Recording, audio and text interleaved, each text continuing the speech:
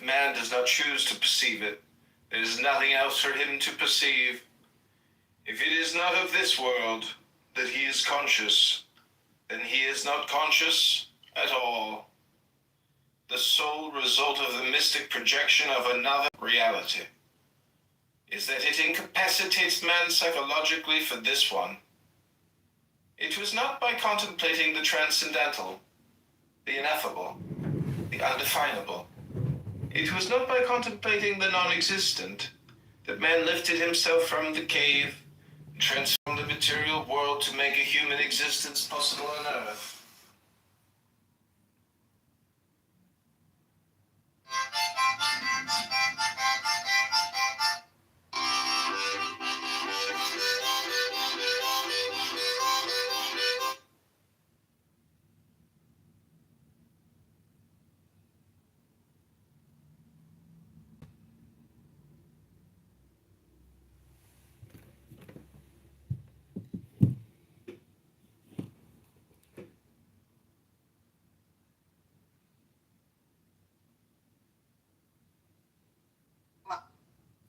Jello. If you're gonna crack it out, okay, let's decorum. Okay, go ahead. Yeah, my voice, man, it really moves mountains.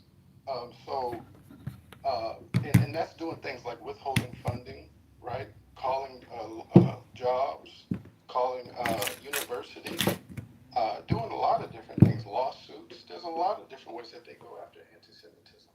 And I think that BEMA, right? I think that BEMA was laying the blueprint and the foundation on how the Black community can go about, right, going after anti-Blackness, because anti-Blackness and anti-Semitism is not held with the same respect. But that's not the Jews' fault. That's not white people's fault. That's Black people's fault. Abby just told you that on the corners of those neighborhoods, they have facial recognition, AI, all kind of shit, cameras and things like that, right? They make the calls behind the scenes, right? They get you clipped, they do this, and that. So we need to move with that same, with those same tactics. Hold on, Pepe. We need to move with those same.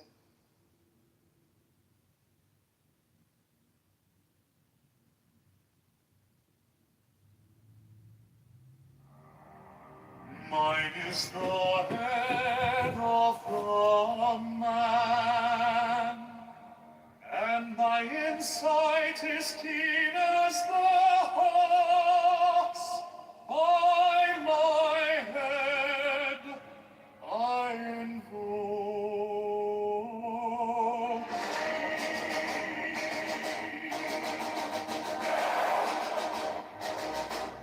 I am the only begotten child of my father and mother. My father is dead. My mother bore me with labor and pain and fear. By my body I invoke thee. About me shine the diamonds of radiance white and pure. By their brightness I invoke thee. Mine is the red triangle reverse design, given on the sacred deed of thee, O Lord.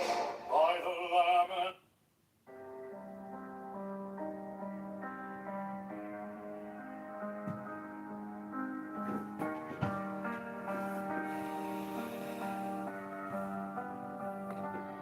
These are fools that men adore, both their gods and their men of fools. 12 come forth, O children, under the stars, and take your fill.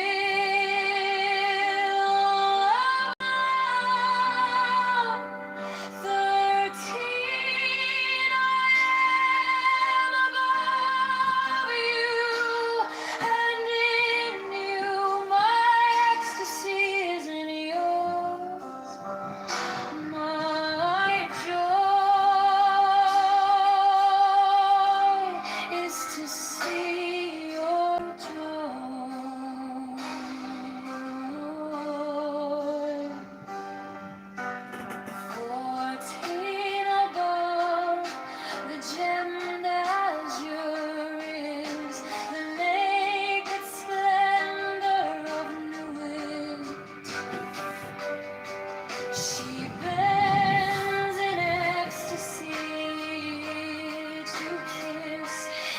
secret ardors of Hades,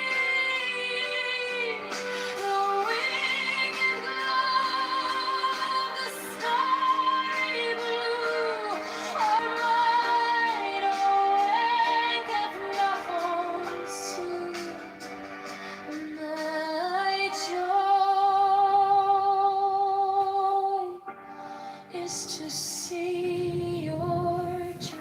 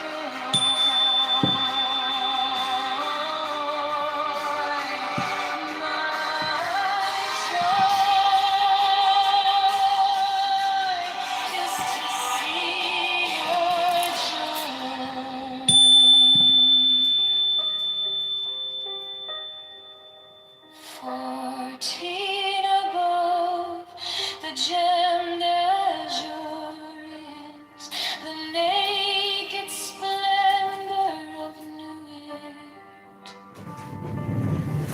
She bends in ecstasy to kiss the secret ardors of Hades, the winged glow, the starry blue, are mine, O Ein Kaf Nachon Su.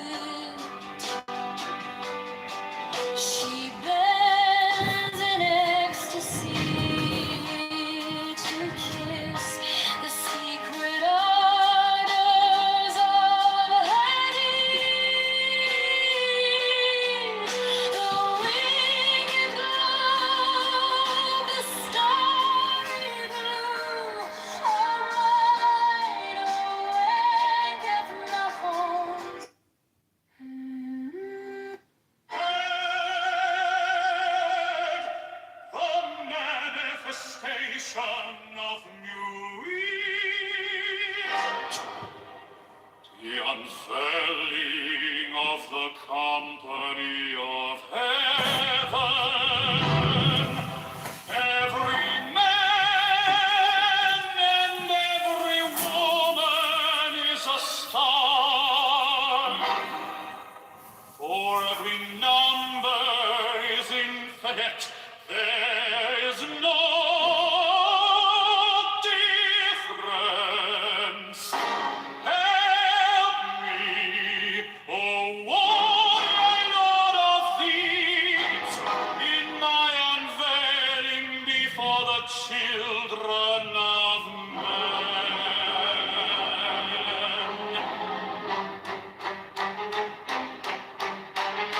6 feet are deep, my secret center, my heart and my tongue.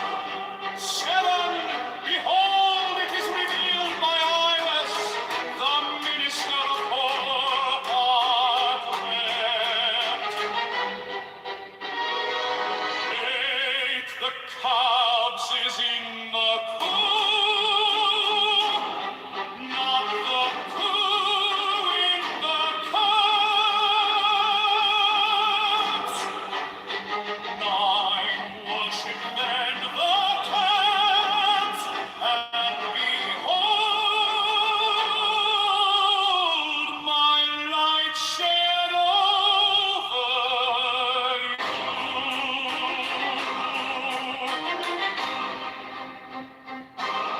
10, let my servants be few and secret, they shall rule the many and the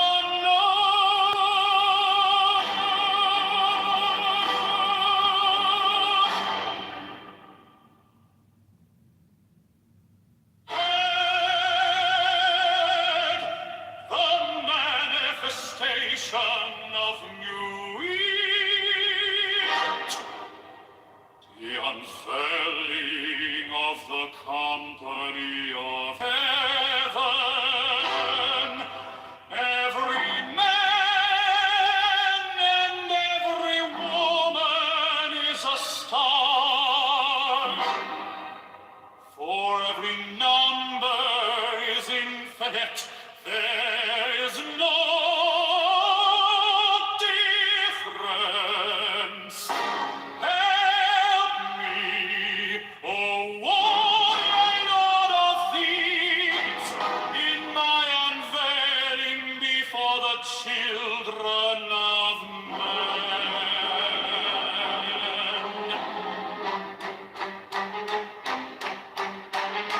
6 feet are deep, my secret center, my heart and my tongue. 7, behold, it is revealed my eyeless, the minister of hope hath wept. 8, the cubs is in the coop, not the coo in the cups. 9, worship then the cats, and behold, my light shed over you.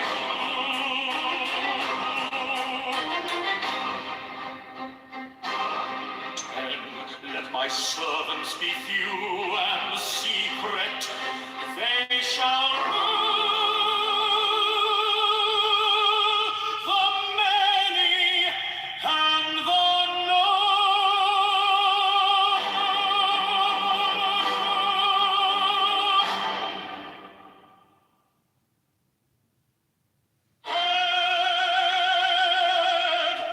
the manifestation of new year,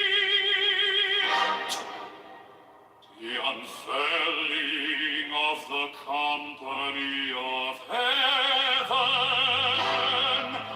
Every man and every woman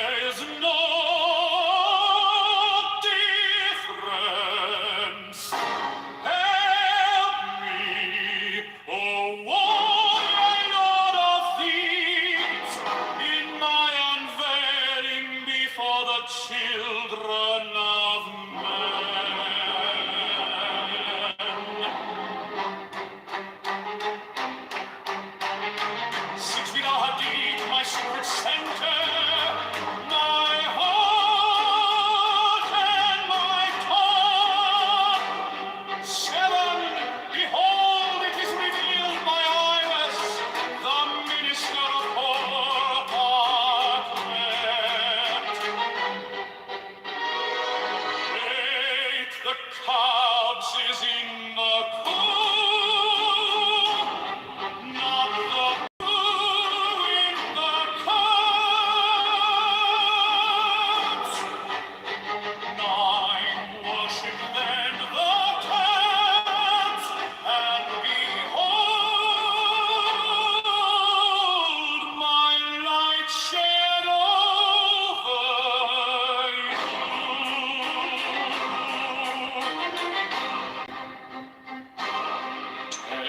Let my servants be few and secret, they shall rule the many and the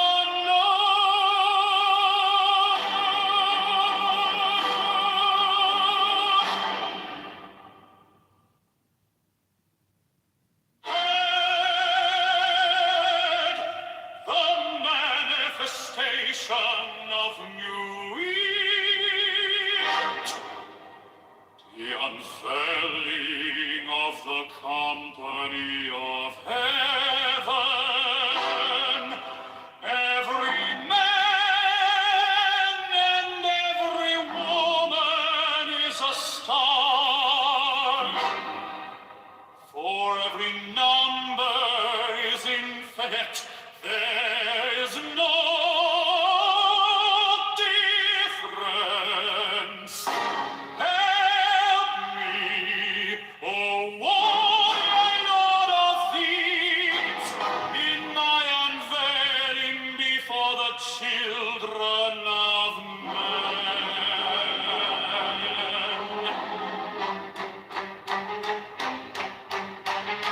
6 feet deep, my secret center, my heart and my tongue.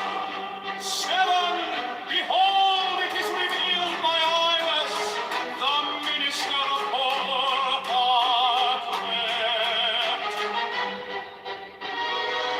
8, the cobs is in the coop, not the coo in the cobs.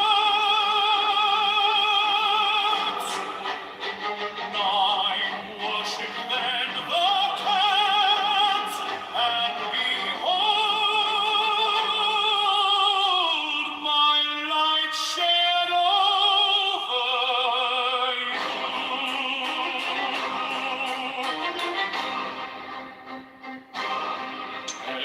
Let my servants be few and secret, they shall rule the many and the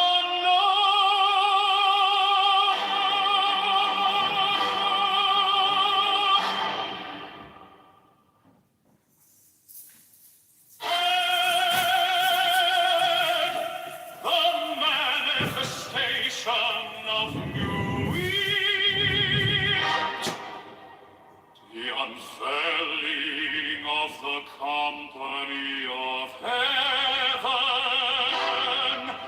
Every man and every woman is a star, for every number is infinite.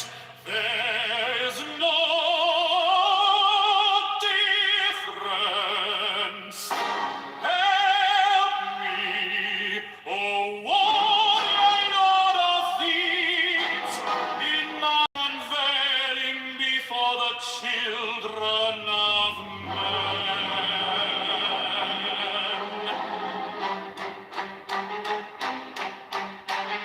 6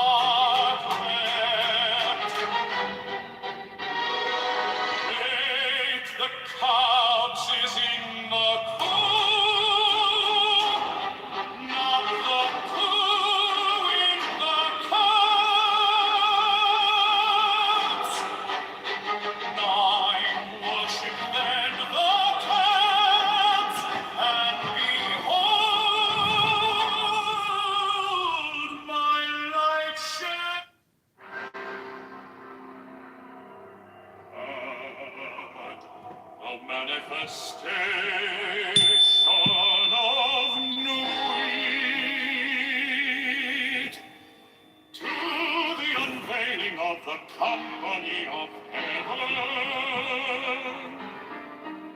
Every man and every woman is a star.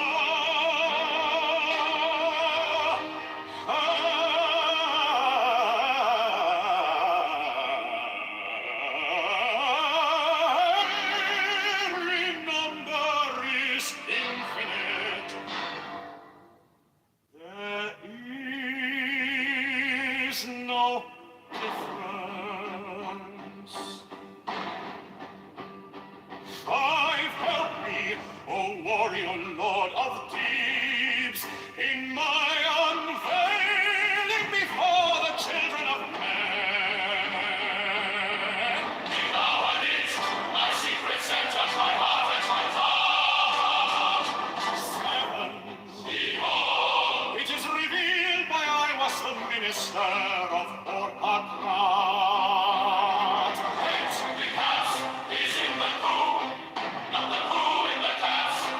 Nine worship, then the camps, and behold my light shed over you.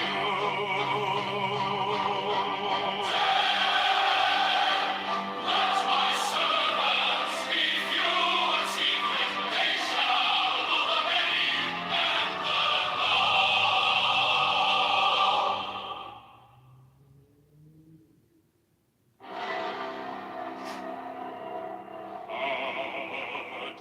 a manifestation of new wheat to the unveiling of the company of heaven. Every man and every woman is a star.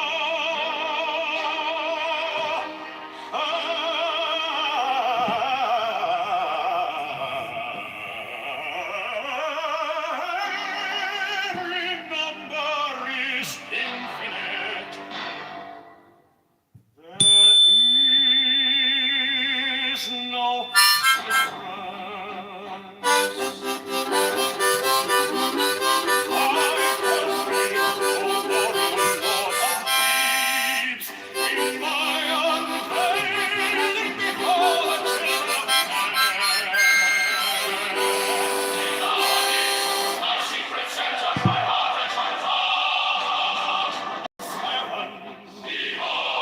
It is revealed by I was the minister of Orpakrat. The gas is in the pool, and the pool in the gas. Nine worship, then the camps, and behold my light shed over you.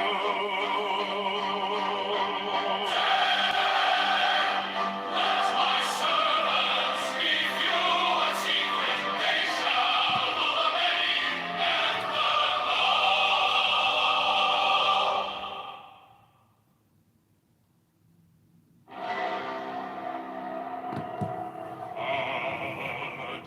a manifestation of new wheat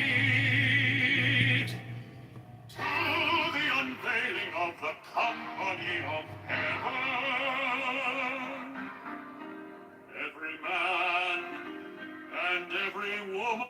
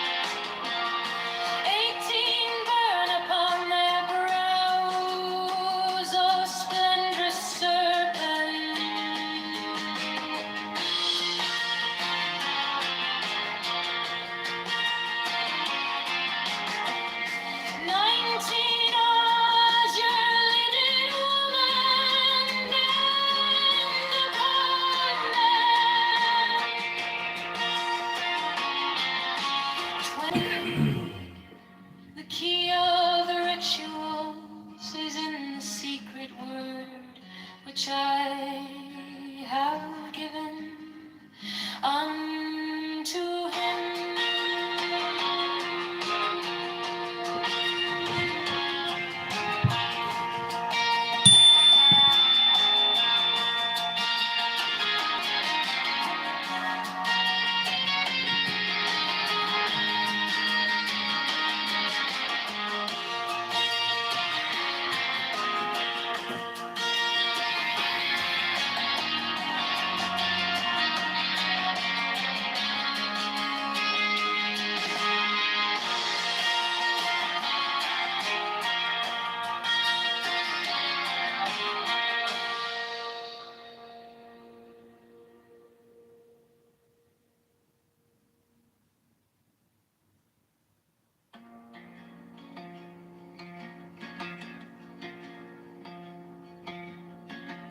Now ye shall know that the chosen priest, as soul of infinite space, is the prince priest, the beast.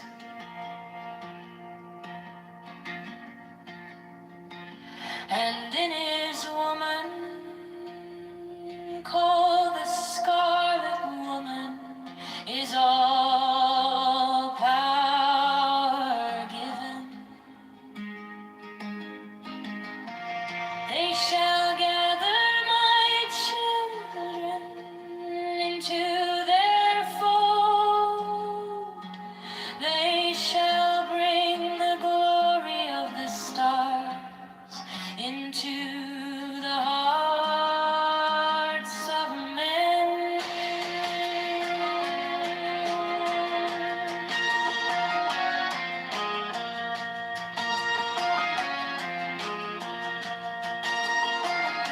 16. For he is ever sun and she moon.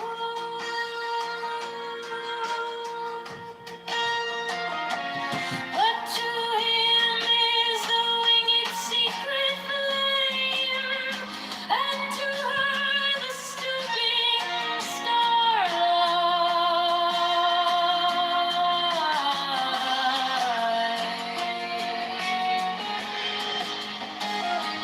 17.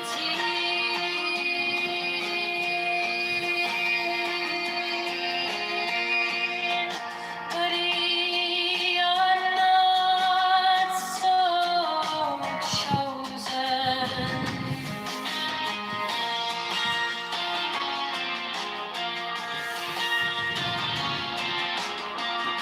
18. Burn upon their brows, O splendrous serpent.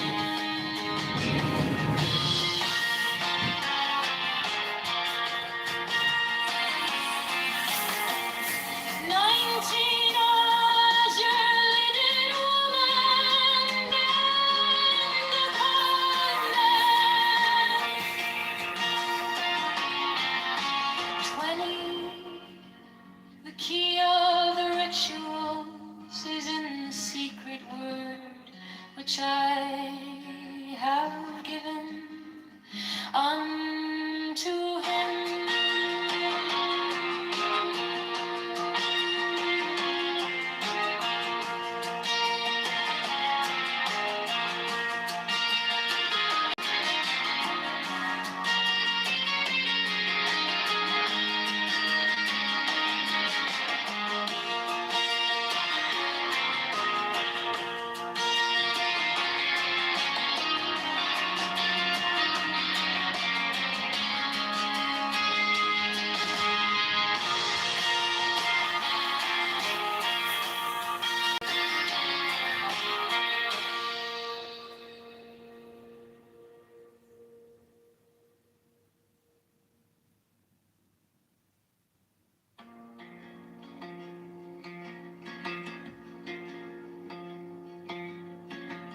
'Now ye shall know that the chosen priest, as soul of infinite space, is the prince priest, the beast.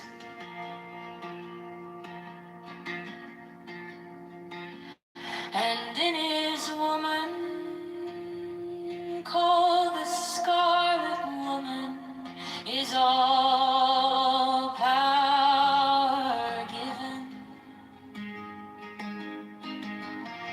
They shall gather my children into their fold. They shall bring the glory of the stars into the hearts of men.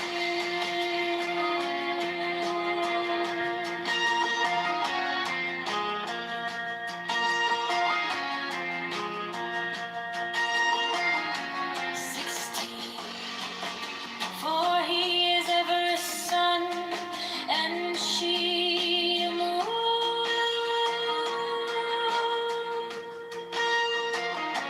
But to him is the winged secret flame, and to her the stooping starlight.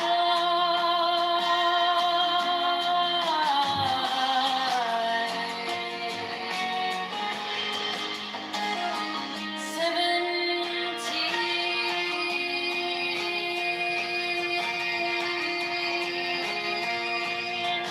But ye are not so chosen.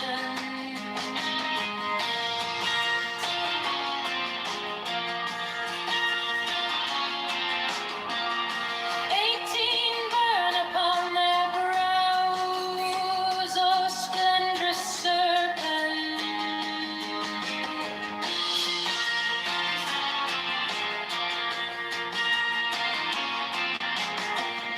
19. Azure lidded woman and upon them. 20. The key of the rituals is in the secret word which I have given unto him.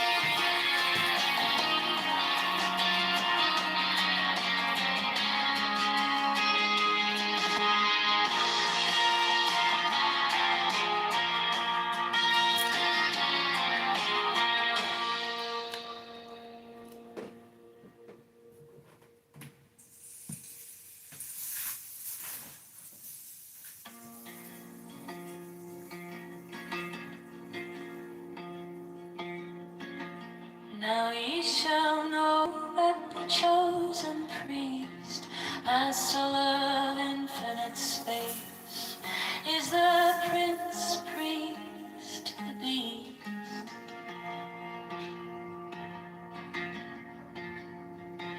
And in his woman, called the Scarlet Woman, is all power given. They shall gather my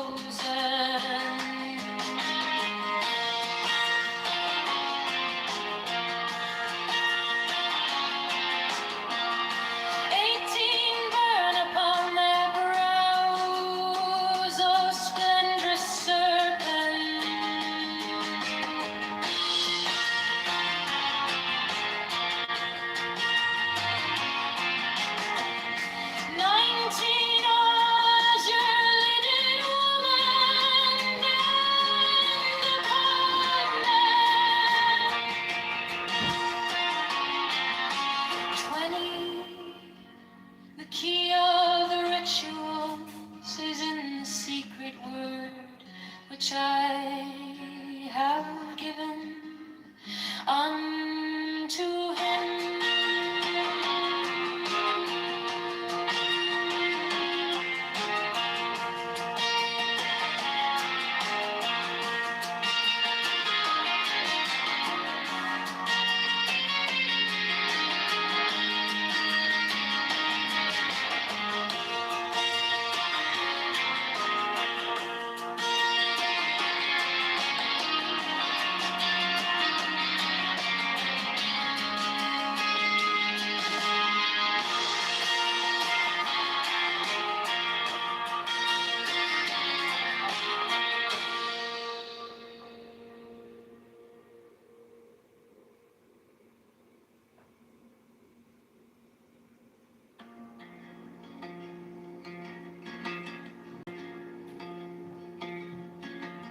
Now ye shall know that the chosen priest, as soul of infinite space, is the prince priest, the beast.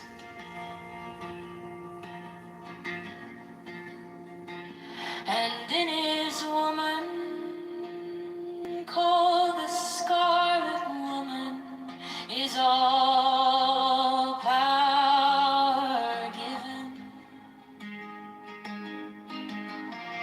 They shall gather my children into their fold. They shall bring the glory of the stars into the hearts of men.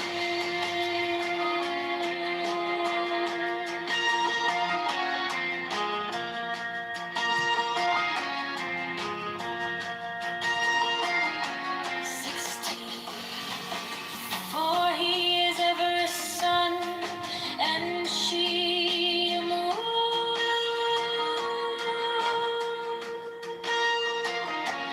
But to him is the winged secret flame, and to her the stooping starlight.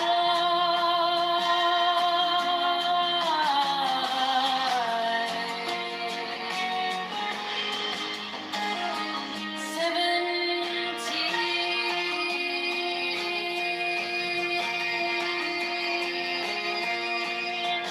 But ye are not so chosen.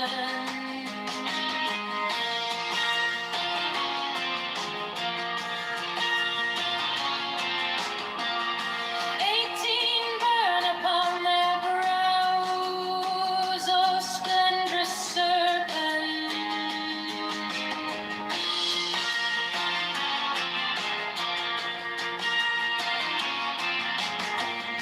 19 azure lidded woman, and upon them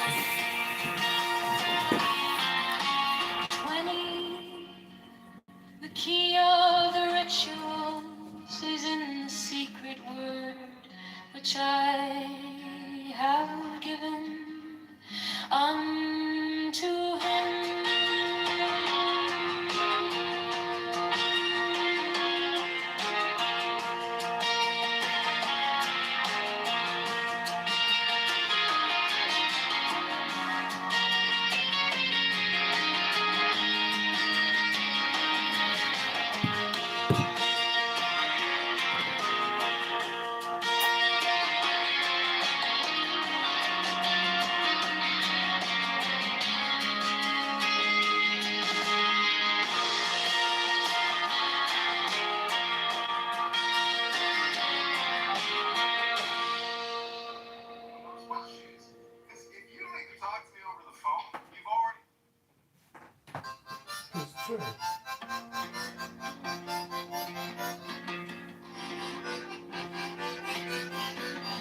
Now ye shall know that the chosen priest, as soul of infinite space, is the prince priest, the beast.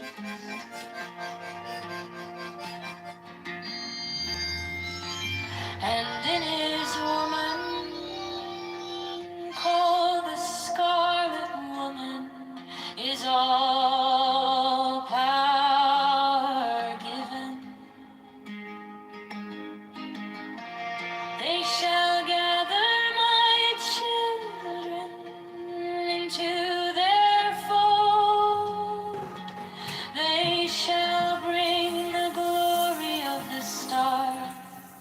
into the hearts of men.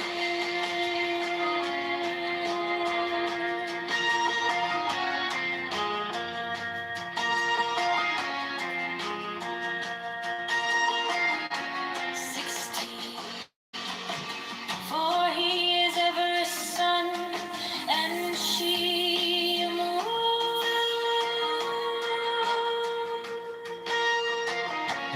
But to him is the winged secret flame, and to her the stooping starlight.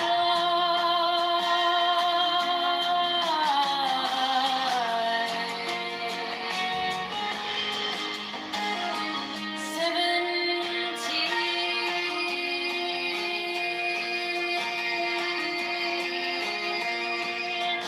But ye are not so chosen.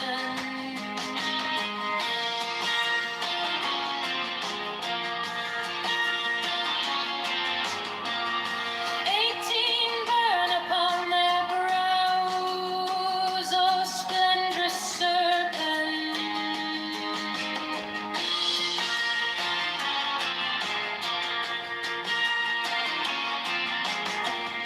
19. Azure lidded woman, bend upon them. 20. The key of the rituals is in the secret word which I have given unto him.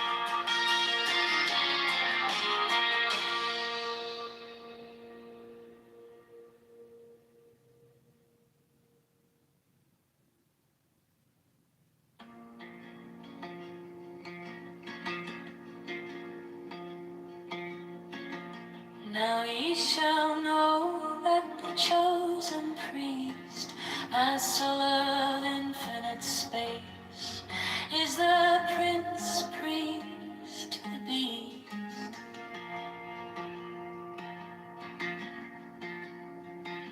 And in his woman, called the Scarlet Woman, is all power given. They shall gather my children into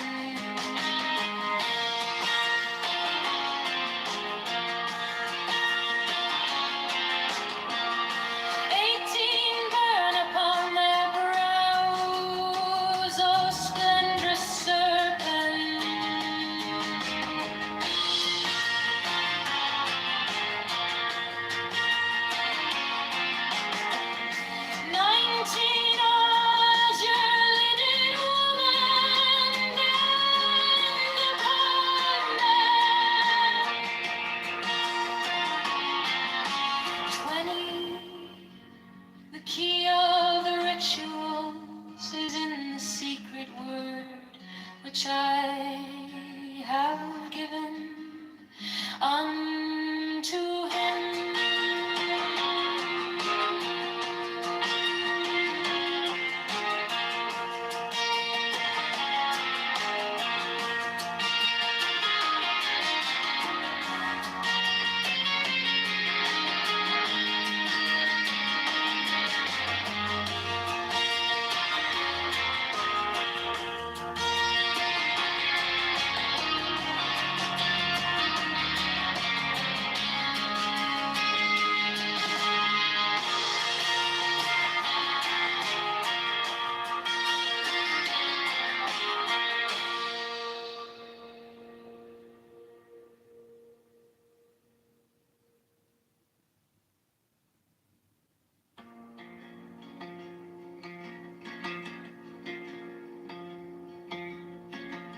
Now ye shall know that the chosen priest, as soul of infinite space, is the prince priest, the beast.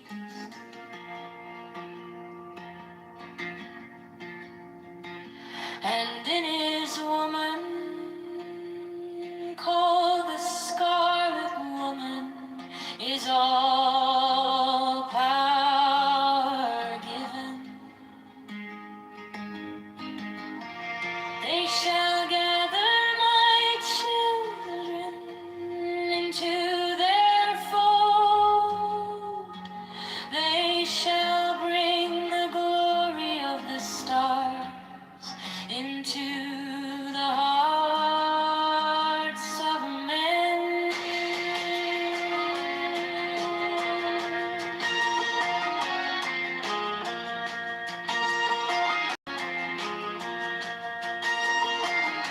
16. For he is ever a sun, and she a moon.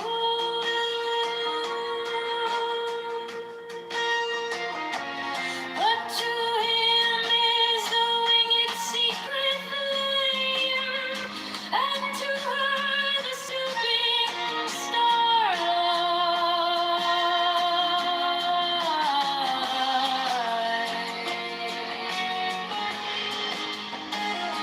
17.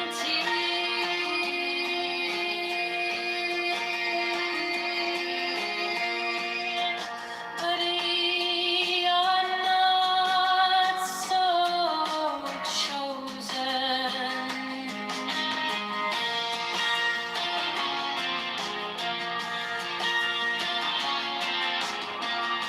18. Burn upon their brows, O splendrous serpent.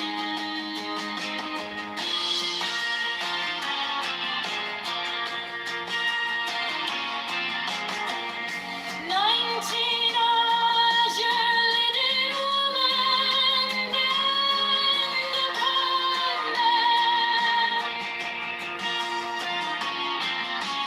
20. The key of the rituals is in the secret word which I have given unto him.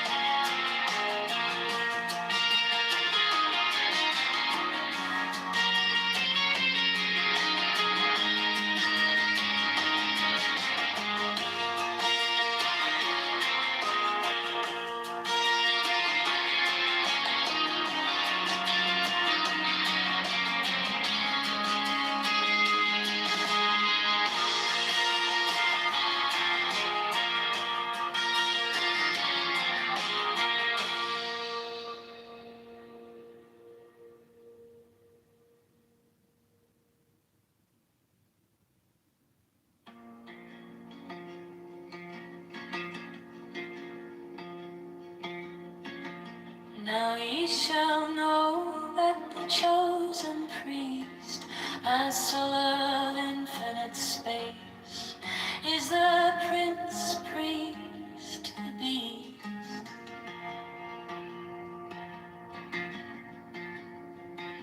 And in his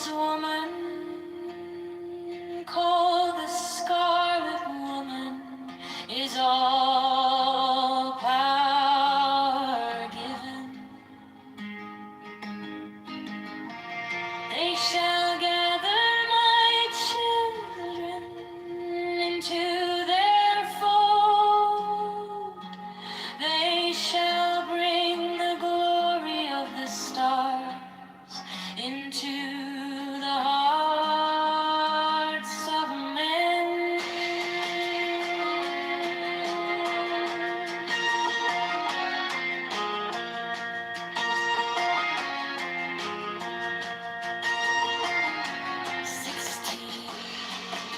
For he is ever a sun, and she a moon.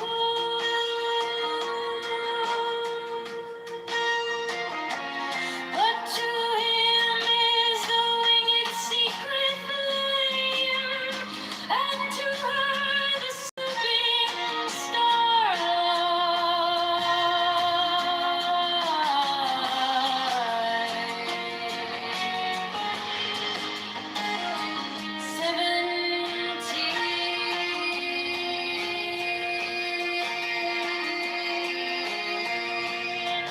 But ye are not so chosen.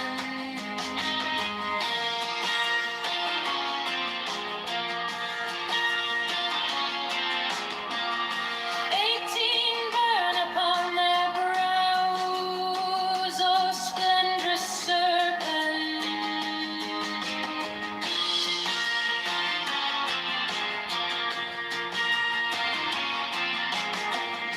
19 azure lidded woman, and upon them 20. The key of the rituals is in the secret word which I have given unto him.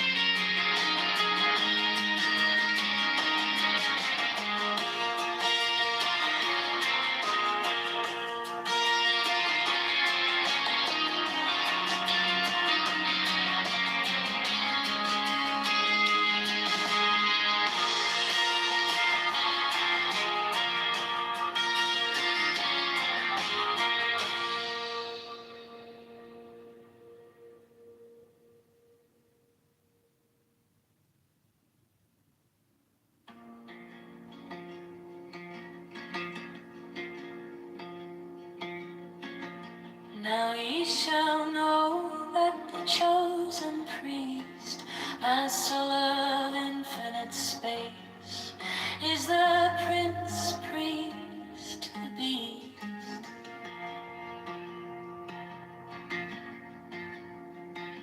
And in his woman, called the Scarlet Woman, is all power given.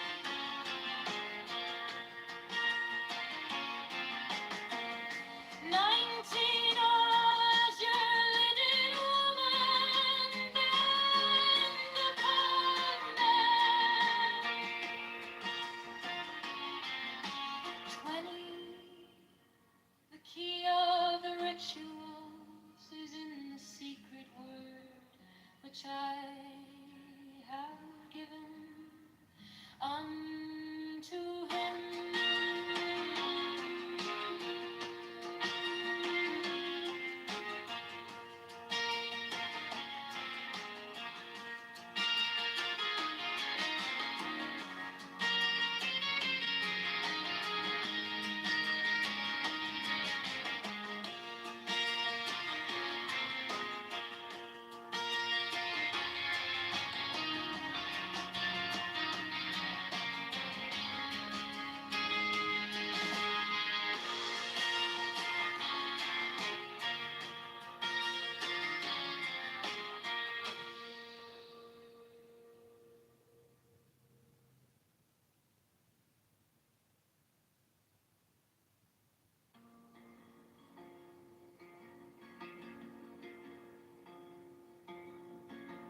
Now ye shall know that the chosen priest, as soul of infinite space, is the Prince Priest, the Beast.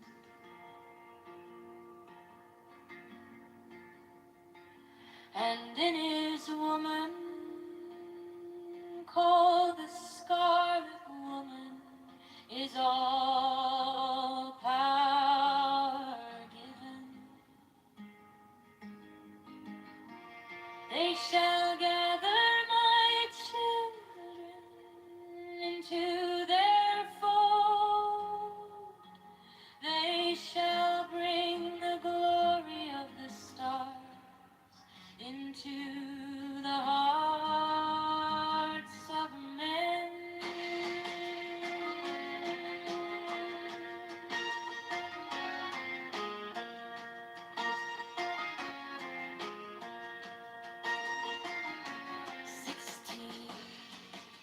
For he is ever a sun, and she a moon.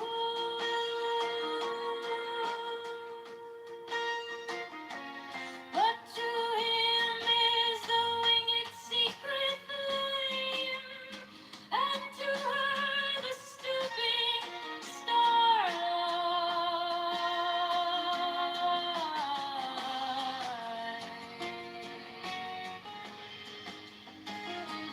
17,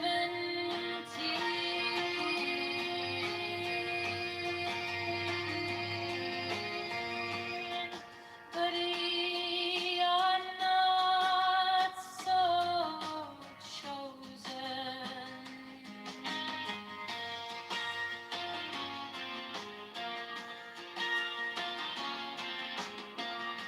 18 burn upon their brows, O splendrous serpent.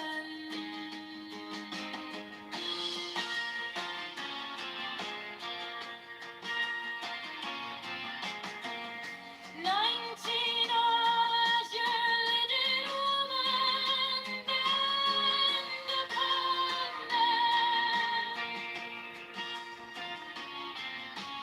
20, the key of the rituals is in the secret word which I have given unto him.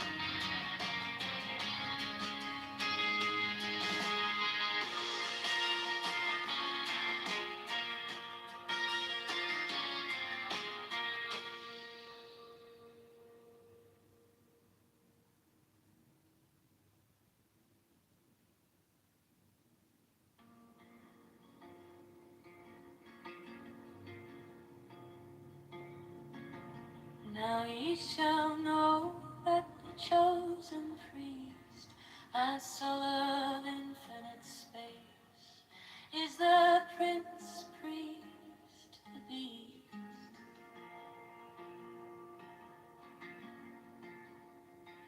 And in his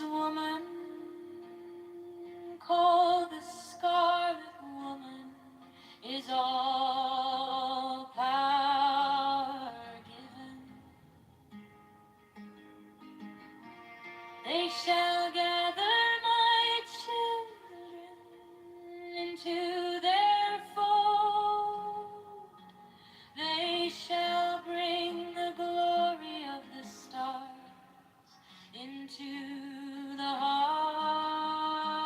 of men.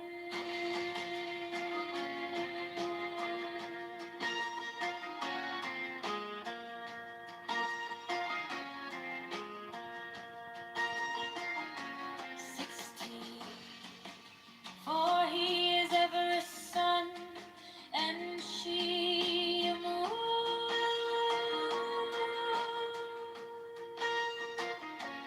But to him is the winged secret flame, and to her the stooping starlight.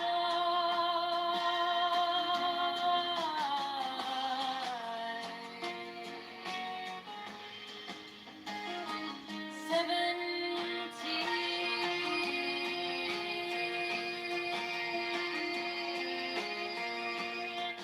but ye are not so chosen.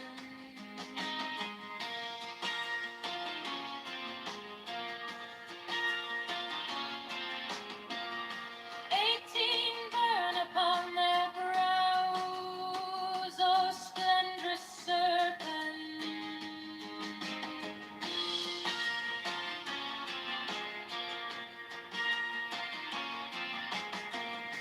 19 was your linen woman, and upon them 20. The key of the rituals is in the secret word which I have given unto him.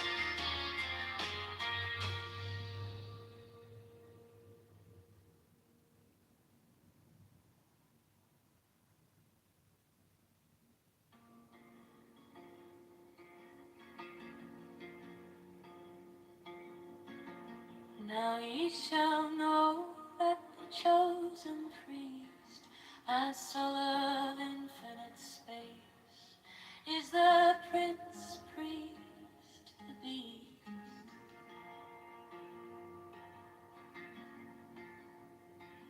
And in his woman, called the Scarlet Woman, is all power given.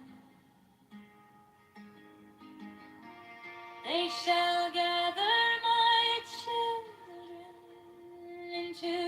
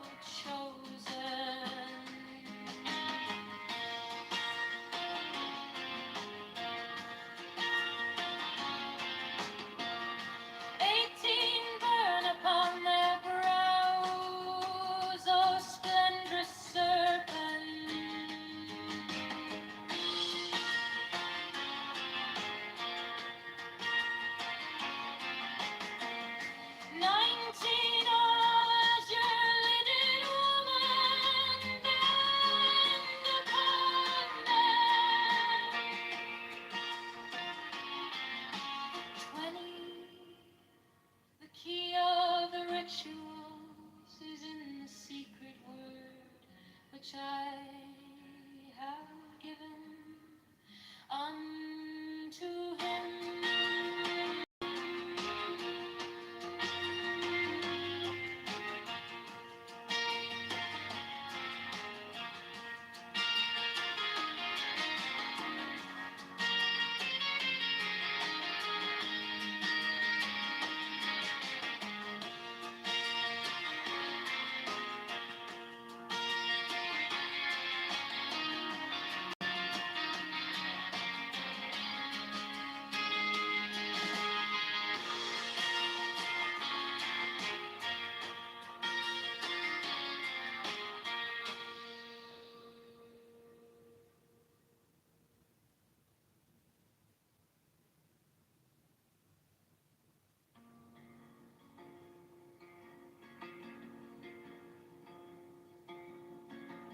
Now ye shall know that the chosen priest, as soul of infinite space, is the prince priest, the beast.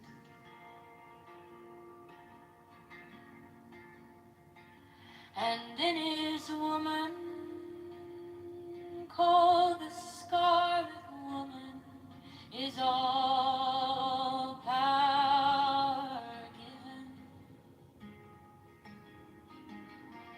They shall gather my children into their fold. They shall bring the glory of the stars into the hearts of men.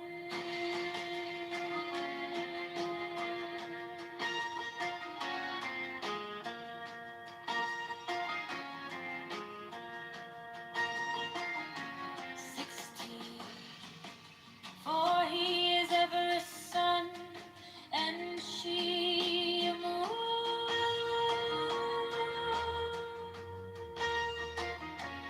But to him is the winged secret flame, and to her the stooping starlight.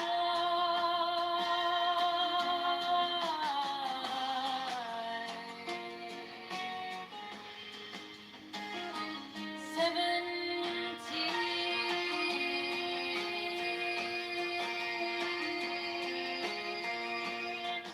but ye are not so chosen.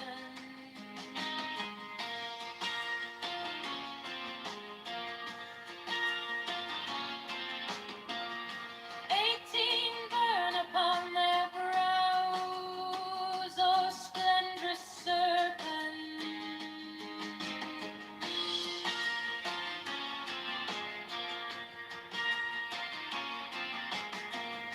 19 was your linen woman, bend upon them. 20, the key of the rituals is in the secret word which I have given unto him.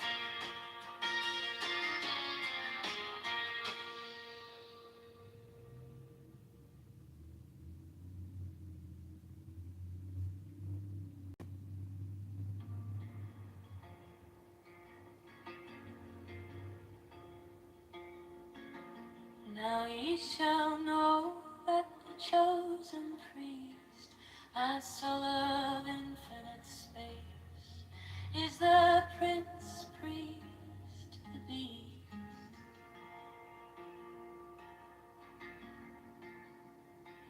And in his woman,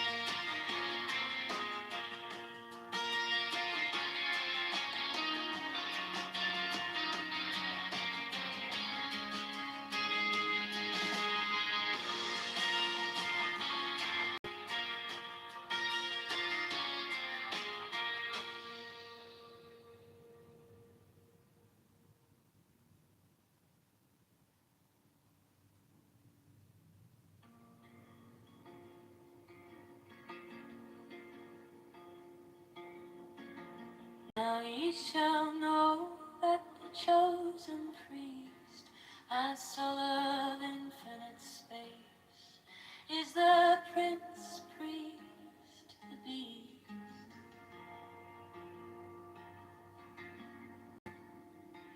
And in his woman, called the Scarlet Woman, is all power given.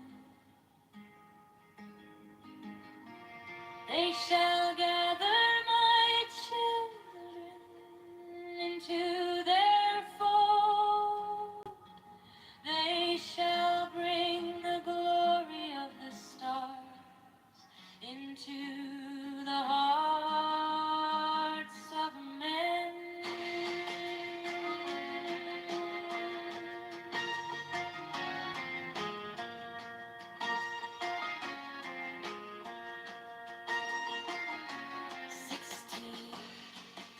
For he is ever a sun, and she a moon.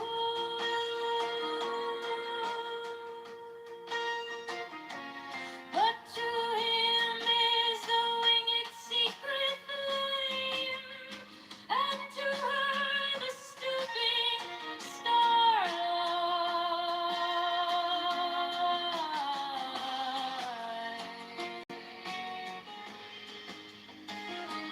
17,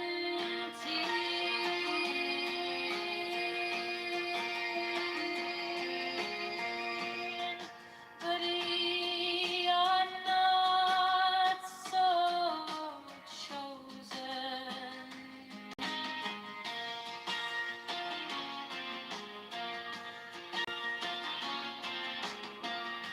18 burn upon their brows, O splendrous serpent.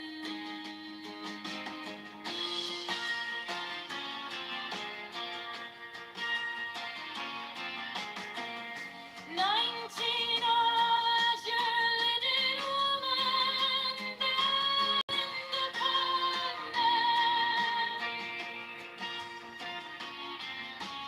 20, the key of the rituals is in the secret word which I have given unto him.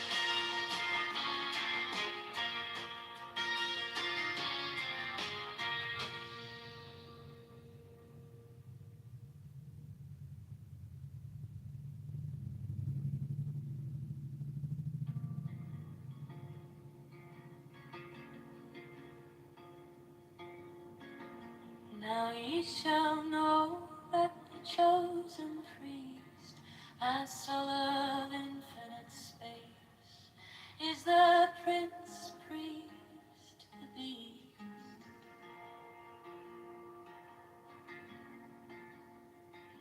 And in his woman, called the Scarlet Woman, is all power given.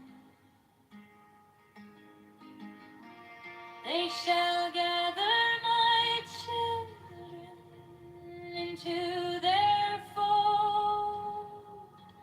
They shall bring the glory of the stars into the hearts of men.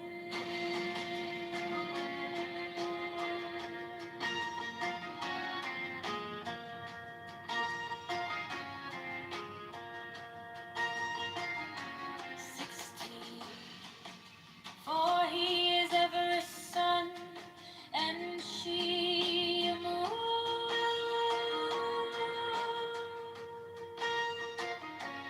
But to him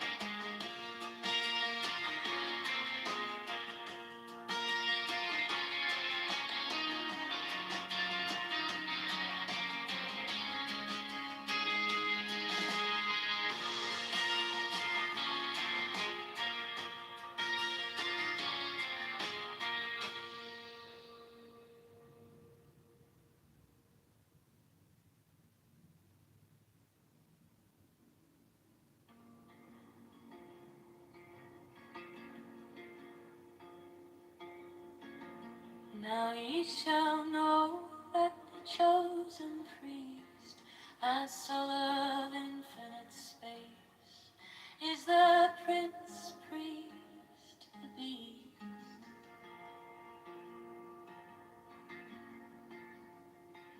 And in his woman, called the Scarlet Woman, is all power given. They shall gather my children into their fold.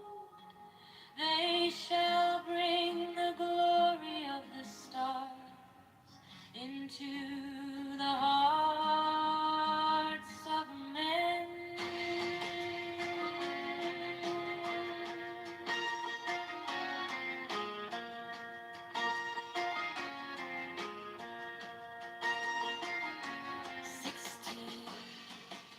For he is ever a sun, and she a moon.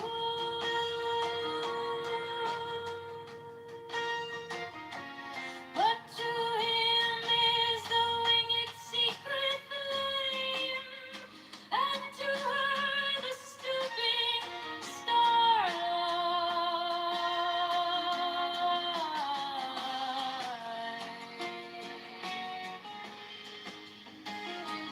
17,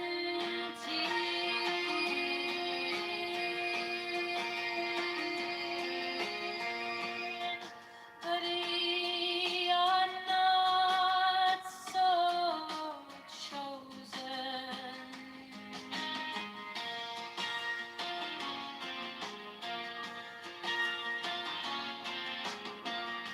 18 burn upon their brows, O splendrous serpent.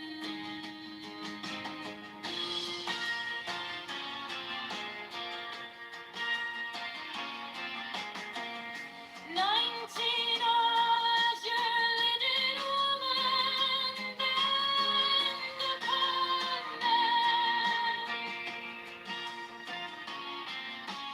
20, the key of the rituals is in the secret word which I have given unto him.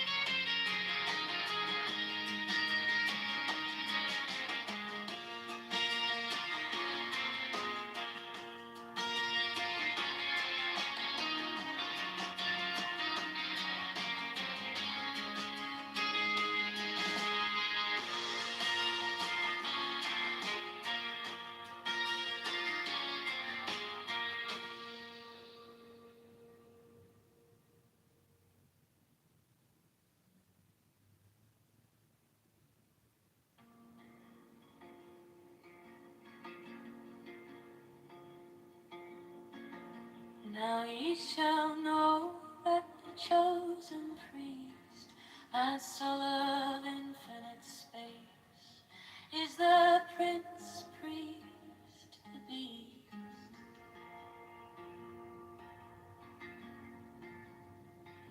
And in his woman, called the Scarlet Woman, is all power given. They shall gather my children into their fold. They shall bring the glory of the stars into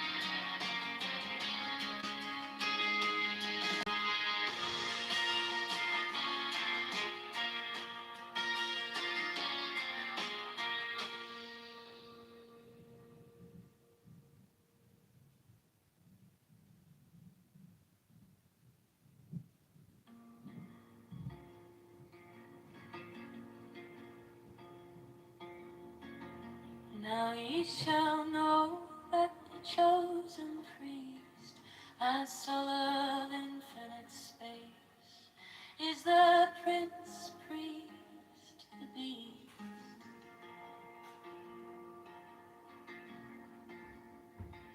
And in his woman, called the Scarlet Woman, is all power given.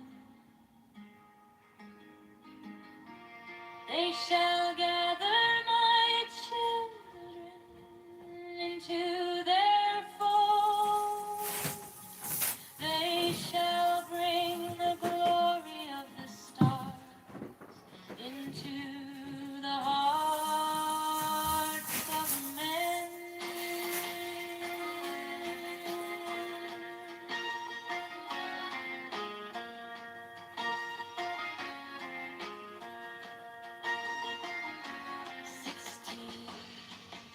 For he is ever a sun, and she a moon.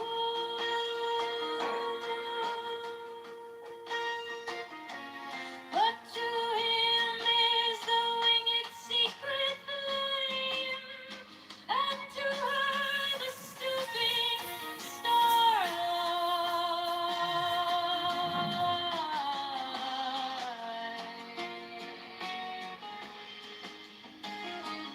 17,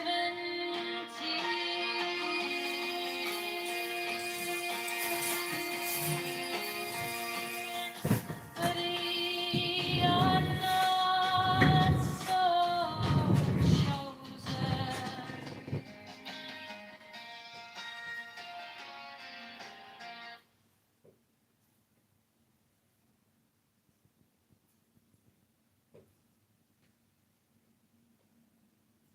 House over time, but and I was listening. I honor some of I believe that Islamophobia has been an issue because I was in academia when I experienced some of it. But by and large, Muslims around the world did not condemn 9/11.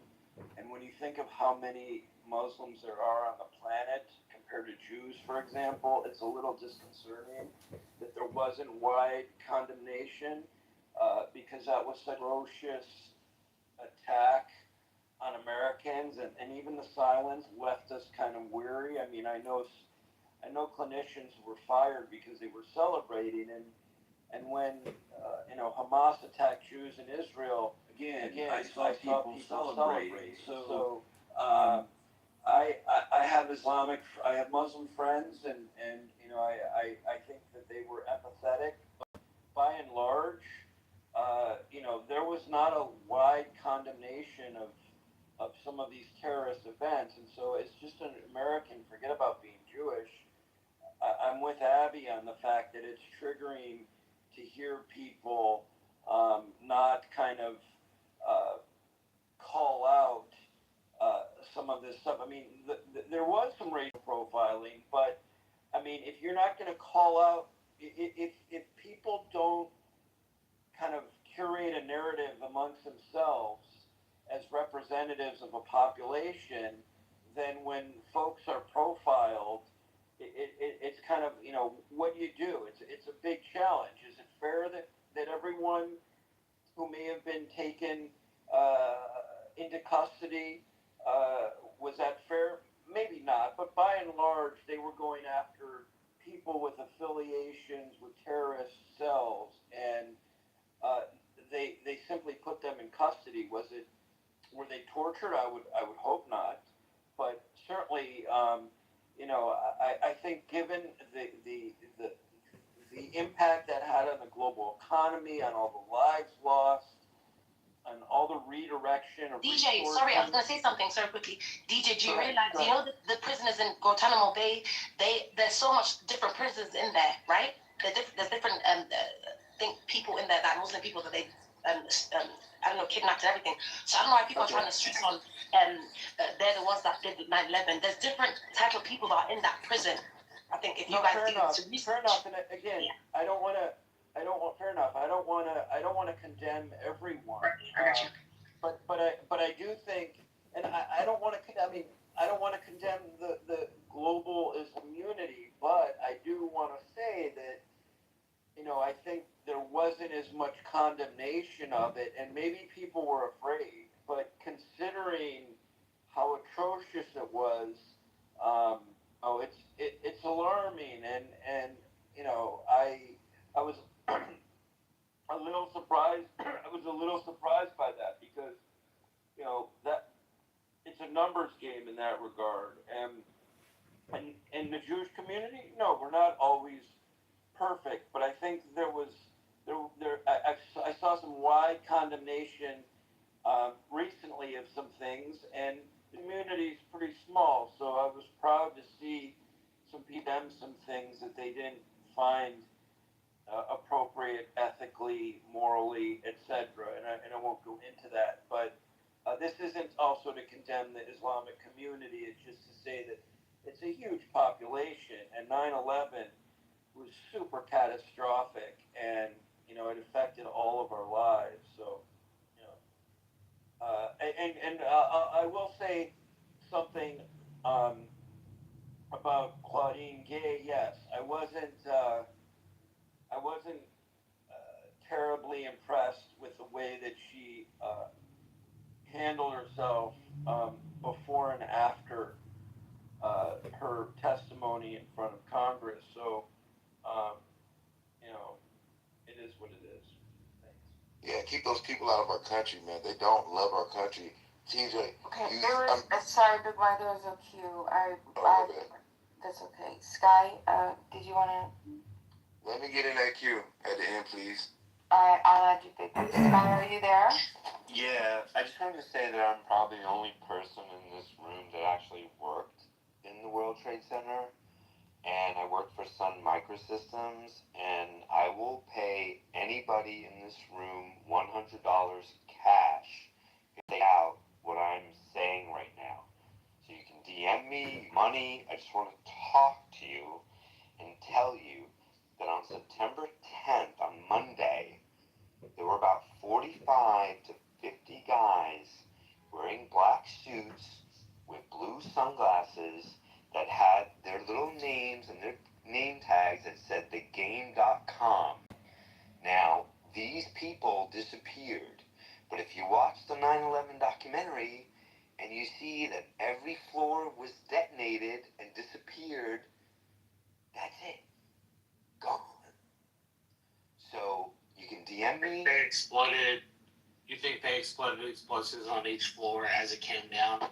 100%. I worked there. I'm the only person in this room that worked in the building. I've been on this clubhouse thing from day one. I was here with Board Ape Yacht Club. I've been on everything with everybody else. I think you are 150. No, I'm getting the $100. It was a promotion. 275% full of shit. Yeah, it's. I don't think Okay. you know what. Well, Sky, were you done with your contribution, or did you want to have anything else? It was a game I company, bro. appreciate it. It's a marketing. Oh, so it's interesting. Yeah, thank you for bringing it up. Don't do it, John. Don't do it. See, this is why cues are important, but also why we have to just not necessarily a cue, but if we just respected each other, the person that I wanted to respond to, she's gone now, and I'm so sad about that because I really wanted to add something. And what I wanted to add was the stuff that she was talking about was Guantanamo. I'm surprised that nobody brought it up before me. I was hoping that somebody would. But if you guys remember, America did largely understand what was happening in Guantanamo, and we were pretty upset about it. Actually, President Obama ran on ending Guantanamo Bay, if you remember. His whole spiel was to end Guantanamo Bay, to close it down, if you remember. Okay, and many of us were in support of it because we understood that there were things that were going on, that the habeas corpus, what was it called, the indefinite detentions, all of this, that it was messed up. Okay, we did recognize it. We written a portion of a large chapter of the autobiography being almost abducted by Scientologists. Hold on, did you say almost Otter? How do you be almost? Yes, he did see Escape? he did. It's Otter your escape. biography. Yep, that's right.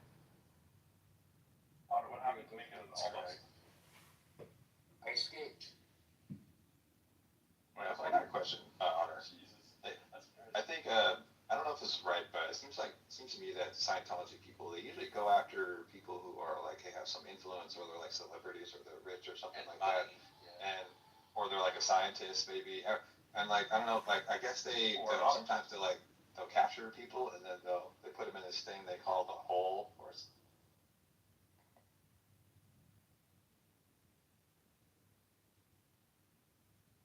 whole trial and error. But I really wanted Dr. Love to hear about that, because we do, as Americans, respect habeas corpus. We don't want people to be indefinitely detained, and that is why the country of the United States we ended up electing President Obama to make sure that our civil liberties and that human rights were upheld.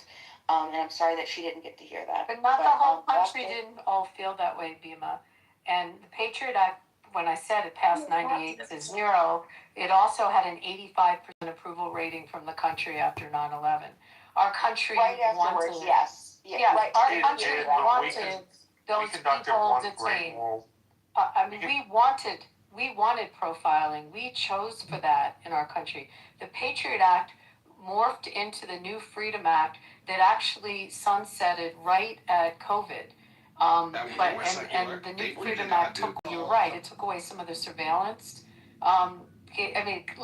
Less surveillance, but took away some of the more problematic surveillance capabilities. But essentially, the country was behind Gitmo then, and behind putting them away. And your position is the position of the people that elected Obama, but there was also half the country that felt differently and wanted Gitmo to stay. They felt differently, but the Senate Is KK here? Because KK actually KK lived near, but KK the Senate lived there, Intelligence yeah. Report You can led hear by about it. Kerry staffer John Kiriakou proved that the United States conducted a torture program I for remember about that. 10 years. I remember that, and Bima's right. I mean, there were lots of problems with it, but there were also a lot of Americans that didn't want it closed. I really wish KK was here, because she could tell you firsthand what it was like there. But there was a mixed feelings in the country, because some of the people were not fully over 9/11 and wanted them to stay locked up. But I think the fact that the country was split, and Obama didn't really change it. Well, I just looked it up. Obama signed an executive order. Gee, where have I heard of a president signing an executive order before? 13492. He signed an executive order to close it, but then Congress, exercising, I guess, the will of the people, one might say, kept it open. So what he ran on, what a shock. As always happens, candidates promise things, and then when it comes down to the brass tacks, it stayed open. So that's what happened. It stayed open. How long did it last? You said it stayed open. How long did it last? It's still there. It's still open. Still open. It is strategic. It is. Can you show us evidence? You guys are talking from your mouth. KK lived there. No, Well, you want we're not. evidence? Like you're serious? I lived in Gitmo has been a My possession father. of the United States since the Spanish-American War. It's been a naval base for the United States for the last 80 to 90 years. It's a piece that we control and that we store enemy combatants in. Enemy combatants are judged by military tribunals. You don't have to like that, but at least if you're going to criticize us, do me a favor. Memorize the shit we do first before you tell us we're wrong. Because you sound like a pussy hole. No.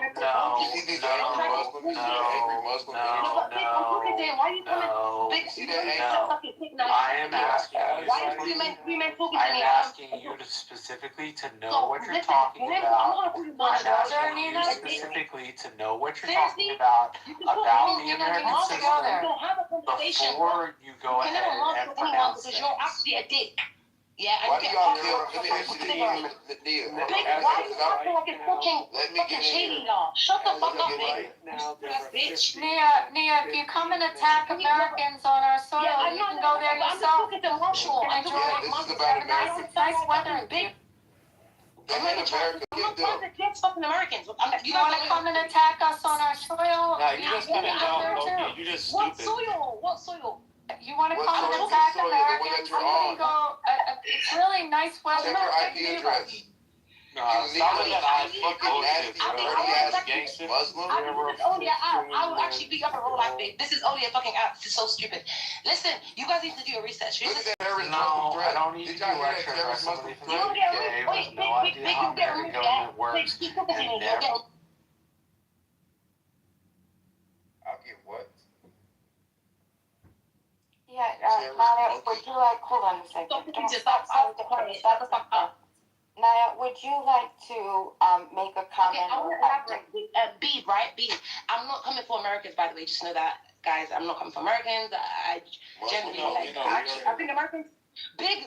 Listen, but can you put a muzzle on it, bro? Like seriously, honestly, like I ain't gonna beef with you. Like honestly, I'm not even trying to play around. To all due respect, guys, American, you guys are we're all human. But let's do the emoji thing, right? Hold on. Do you generally think, right? Alan, Alan, just let her finish.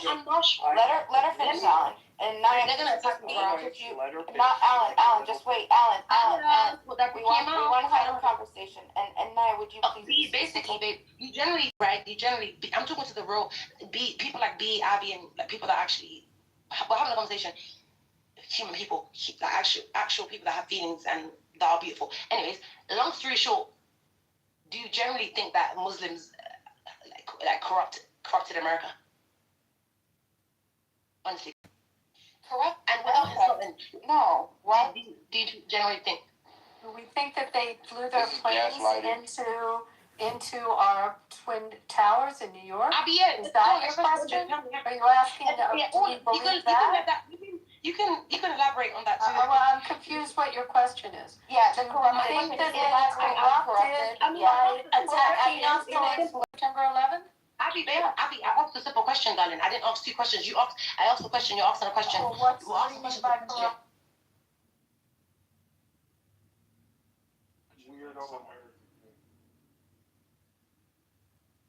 Hollywood, Paris, those seem like places. Statement that he's not trying. We already have a chip act, so you don't need chip act 2.0. We're not disagreeing. I'm saying that he's vulnerable in certain ways as explorers or questioners and like uncertain about their identity.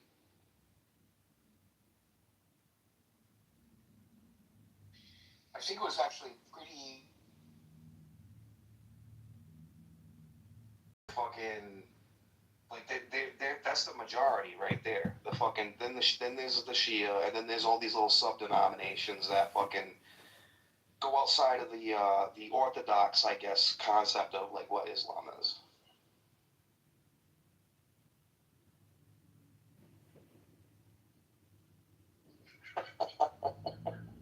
there's like a question for you, for the Christian.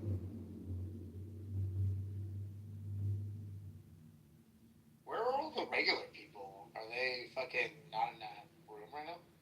Dude, that room got nuked. So nobody's in there. I guess they all fucking went somewhere else. I see. It looks like Crimsonites in this room called Savior right now. Please, turn around I don't and see go like back to another. Andrew or like any of the regular characters. Bridge. We are hostage Yeah, situation they're not at X-ray. exactly around at the moment. They entered that room a little while ago. Dude, they sit out here for like 2 days straight in the same fucking room, dude. Like, what do you think's gonna happen? Bridge, this is Lieutenant Yar. Disregard after a while. Situation is under control. Some of them. I order the captain you are confined to security. No, I was so crazy. Like, there was like one of the days I thought for a minute we had a problem. and then I was Yes, it looked like Chorus was going to hold that little girl as a hostage. That is not our way. I know he's on the Cowards take hostages. at like 3:41. Like, bro, when does Andrew sleep? Like, what? If you just like live on the club. You don't have to worry about him actually. But really, people are If you think that's crazy, have you spoken to Justin before?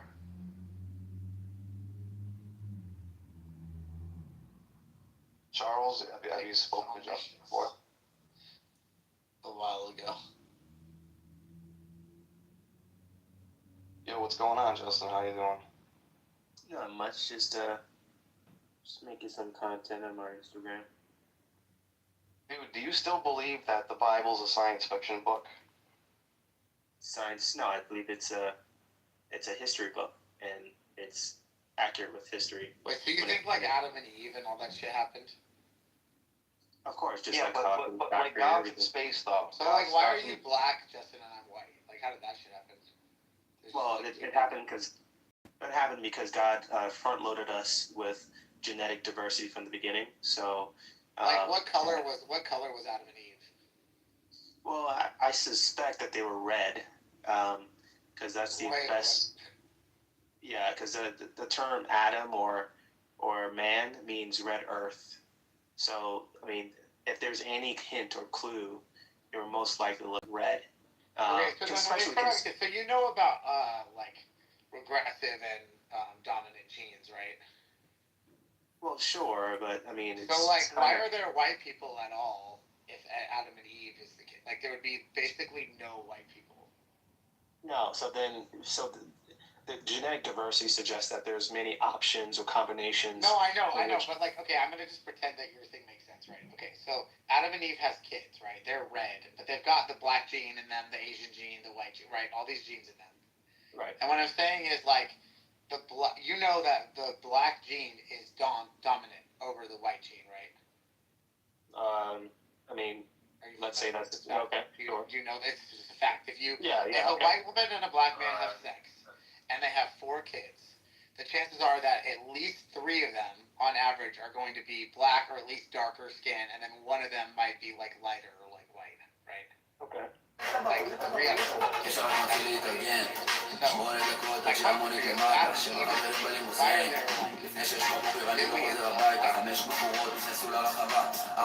white people and black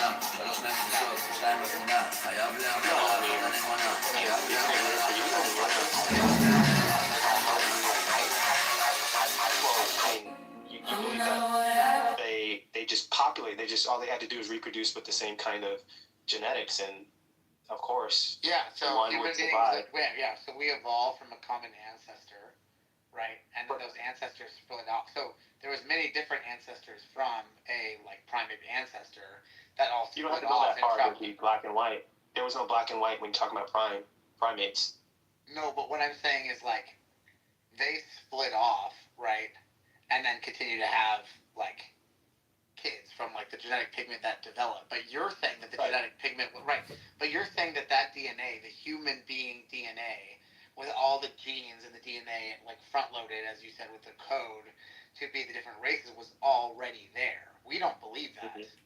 Right? We think that it evolved. We think that it evolved in different regions, right? Like, so in Europe, for example, in the cold, right, they didn't need the darker pigment in the skin, whereas like black people needed that in Africa, right, to deal with the beating sun, like in the equator. That's why you see like in the equator darker skinned people typically. Yeah. Right. So that makes sense on our theory. On our theory, that makes complete sense. But for your theory, I'm just curious, like, why you think there's so many white people. Again, so I would start this from the races would start from Noah. So of course, because they're front loaded with so many different potential ways that the gene could express itself. In other words, some things would turn off, other things would turn on based on their environment. Of course, the same scenario, based on where they lived, the things they ate, and so on. Their skin will actually adapt to that. So you believe in evolution then? Well, yeah, we all believe in evolution. Just I believe in that a lot of it happened in a very rapid way. Yeah, you believe in more macroevolution than the average evolutionist, which is a little bit crazy. But okay, so you think that like there were these red-skinned people who continue to have red-skinned people until Noah, and then Noah had like a black kid and a white kid and an Asian kid, and then like all spread off to like have the different countries and races of the world. That's what you think? Yeah. So and actually, even before the flood, there's perhaps some way more different colors like indigo, orange. Were there purple like people? yeah, all that would have been as diverse as like, there was purple people.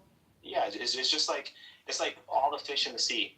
Like you don't laugh at the idea that there's all kinds of colors of fish. Right, because I've seen fish that are all kinds of colors. Fun fact, Right. The Canaanites or Phoenicians were called purple people. But I think it's because of the dye though. But, yeah, it's probably possible. So I think that before the flood. Like, okay, so let's think about this though. So let's say like we're gonna call him Whitey, the Noah's kid who was white, right? Well, he would have the DNA of like the full code from Adam and Eve in him, right?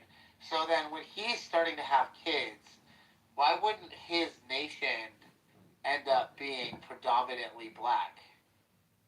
Well, again, because they have so much diversity, the randomness, like but of all remember, those. You said it's front loaded in them, and it's in all right. of them, right? Like all the DNA is there. So like the black gene, like quote unquote, like I sound like a race realist saying this shit, but like you know what I mean, like a genetic code, right, for the black pigmentation. You're not allowing me to explain there, it. It would make sense if you allow me to explain it more than one or two sentences.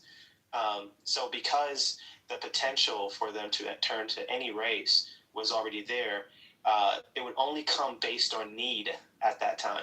Eventually, over time, because the genetics started to, fall off, those who had, rich genetics started to die out, and the gene pool got narrow.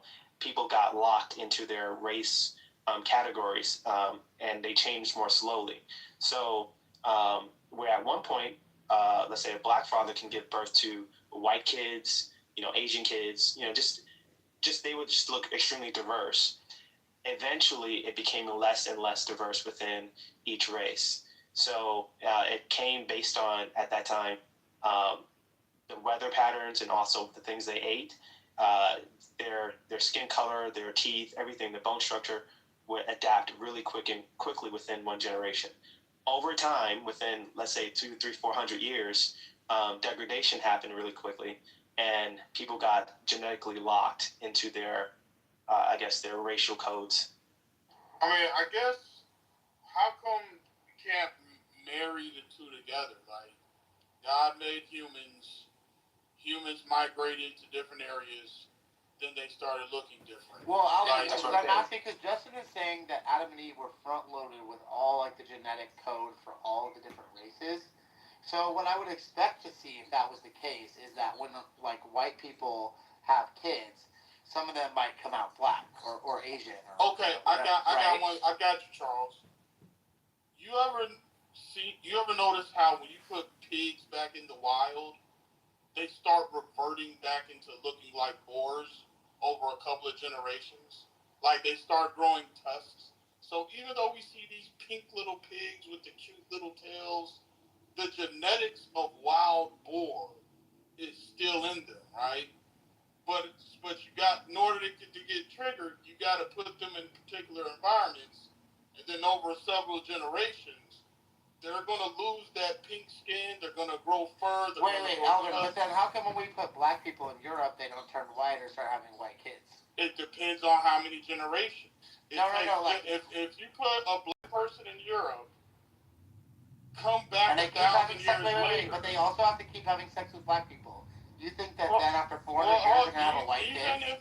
Even if they're having sex with black people in Europe, in that climate, come back in 1,000 or 2,000 years and see what they're looking like. They're not going to look like what they were looking like when they first got here. I know, but I'm asking you. You think they're going to have a Caucasian kid after 400 years? I don't. All I can say is they're not going to look like what they looked like when they got there. Black people in America don't look like the slaves that came over here in the 1600s. No, but we don't look like them. They still look black, though. So, yes, but what I'm saying is, if you look at the facial features of those old black people in the 1700s, 1600s, we don't look like them right now. And that's just a couple decades, like a couple hundred years. Yeah, but that's not my point. My point is that you look exactly like your ancestors. My point is that you're still black. No, but here's the thing. You didn't turn white. After 400 years of slaves, after 400 years of slavery in America, you never turned white. Now, as an evolutionist, I thought you would be agreeing with what I'm saying. It's like, okay, Exactly. the dog is a wolf. The dog and a wolf have a common ancestor, but if you go back further enough, there's going to be differences. What I'm saying is, Yeah, I'm not saying you don't evolve. right? I'm then saying, you don't become a Caucasian. just like how you say a furry creature turned into a whale. I don't say eventually, that. We don't say it that. took. No, we don't say that. Okay, so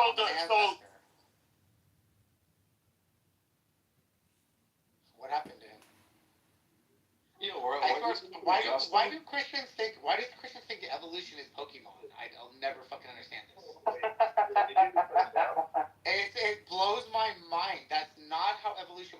We don't fucking like put a pineapple and a whale together and then they turn into a wolf or some shit. That's not what happens in evolution. There's common ancestors, right? And then there's speciation among the common ancestors. For example, a wolf and a bear, right? They have a common ancestor. And aspiring A creature that was similar to both of them.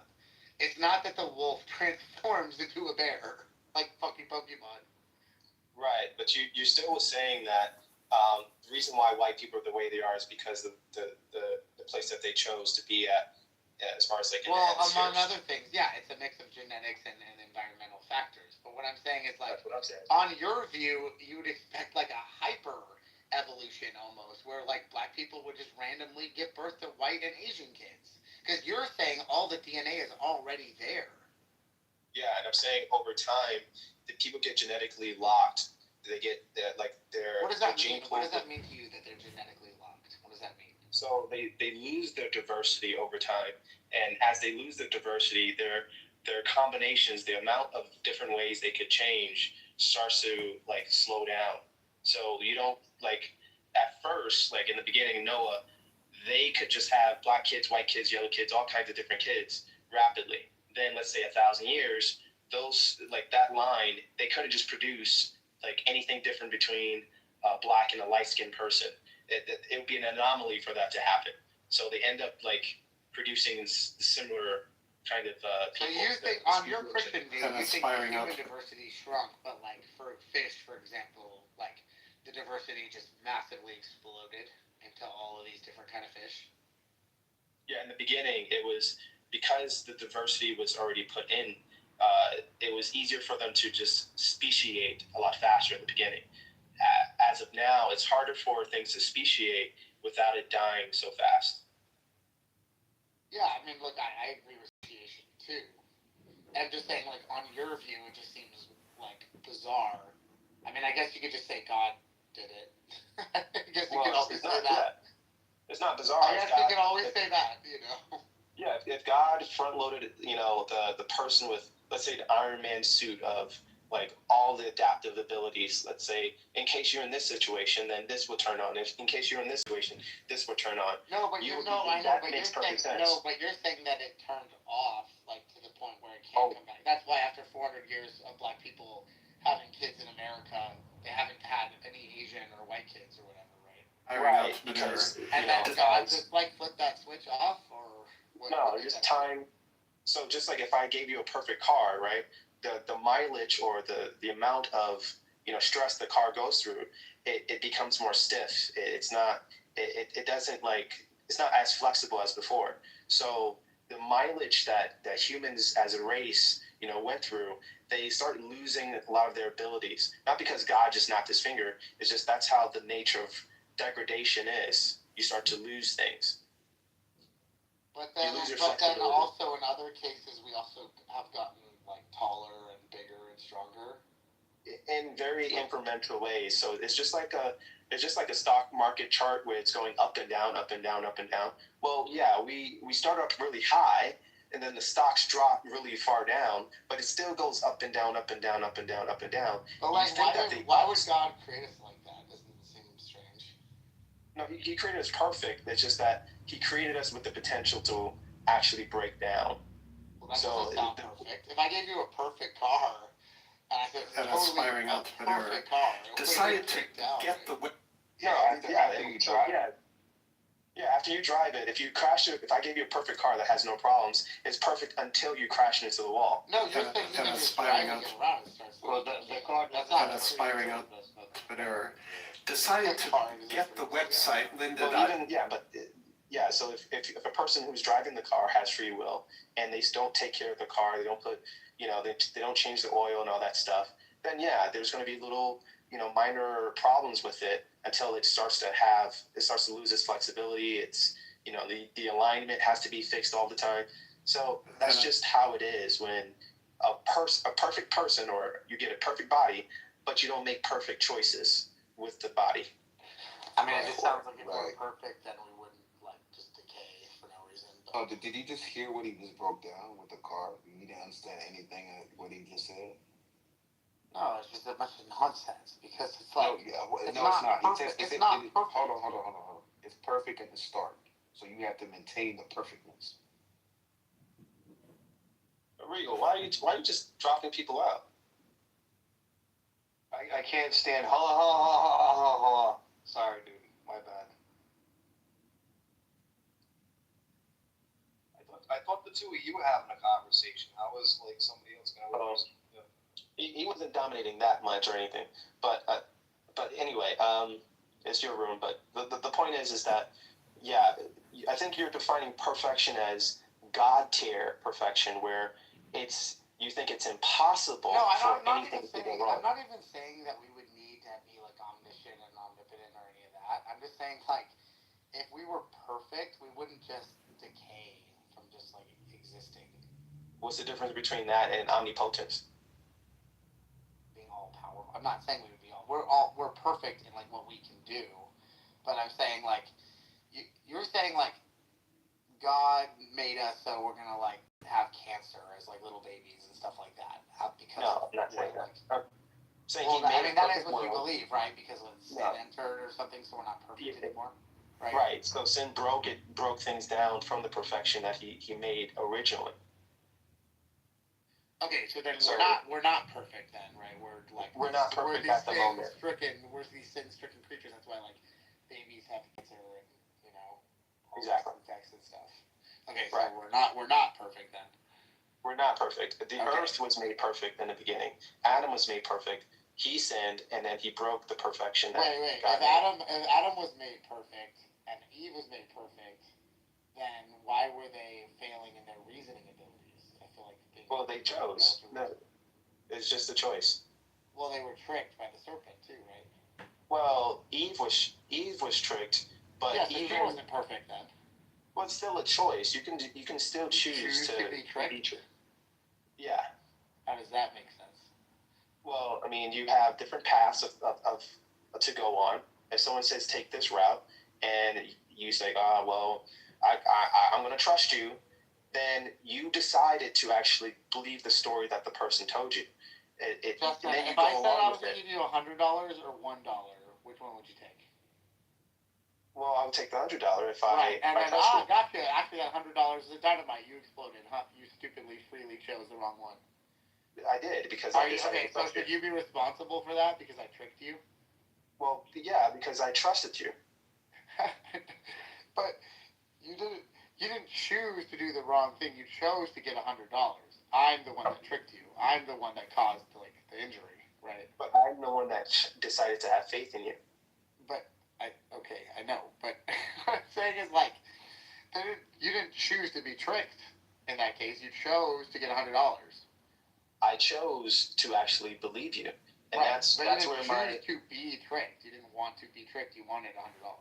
That's correct, but that's the risk of free will, is that you're making a choice you're making a risk. So what I'm saying is she wasn't able to use her faculties, even though she's a perfect person, supposedly, to discern that she was going to be tricked, right? She trusted this serpent thing over God, which means she clearly had faulty intellectual faculties.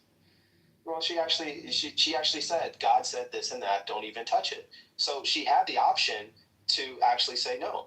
Yeah, but she reasoned that the snake, right, was more believable or was more worthy of listening to than God. So she didn't have perfect faculties. She wasn't perfect either. No, I mean, with perfect faculties, it doesn't mean that you will always make the right choices. It just means that you have the potential to make the perfect choice as well as the imperfect choice. So it's perfect to be able to do an imperfect thing and not reason properly? If that's free will, if you got free will, then you're working as you could. You're working as you should, in the sense of being able to truly choose between right and wrong. If you don't have free will, then you truly are not a perfect agent. Agency means that you have control over something. Wait, but God, hold on. God is an agent with free will, right? Yeah. Can God sin? I believe he could. I believe he could in the Really? sense of, well, yeah, I mean, in the sense of Jesus, because of the Son of God, he could actually blind himself as far as like all the principles, all the things that he does know, and say, okay, now I'm going to test myself and go by the law. He could actually break the law just by choice. He just chose not to. To be clear, you think that God could sin? You think that it's possible for God to sin? In the person of the Son, which is why Jesus actually being tested of the devil was a real test. It wasn't a fake test. Well, I'd also like to just point out one thing. Not everyone's a Trinitarian, so there's a lot of Christians out there who don't believe Christ was God in the flesh. So keep that in mind. No, but like Justin, so like, okay. So it wouldn't make the test fake if somebody's faculties were just set to 100%, never get the wrong answer. It's still a real test. But I've never heard a Christian say that God could sin. Well, you haven't met.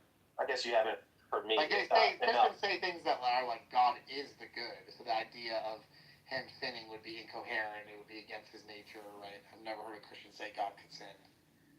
Well, I believe Jesus could sin, and I believe Jesus was God. Now, of course, Toast disagrees with me there, but I guess you're asking me of my views. So no, that's fine. I just think that's. I mean, sure, you can say that. I guess it's just crazy to me, and it's also crazy to me to think that like Eve was perfect, but like something about her made her want to listen to a snake over God. Like it sounds like to me that she was like very mentally deficient. She was like naive, like a child. She was tricked by a snake over like the all power of God. Yeah, again, I think what ends up happening is that you either fall into this pit of defining perfection as God tier, like in impossibility, where you can't possibly do wrong, or you can't possibly choose a different route other than the thing that you're programmed to do or told to do. So I think that's a faulty definition of perfection. I just don't even know what it means to be perfect then if you get tricked by a snake. But... Well, I mean... It was never said that Eve was perfect in her... Justin is making that argument that she's a perfect human. Well, when you say perfect faculty, then you have to consider faculty in the sense of knowing everything.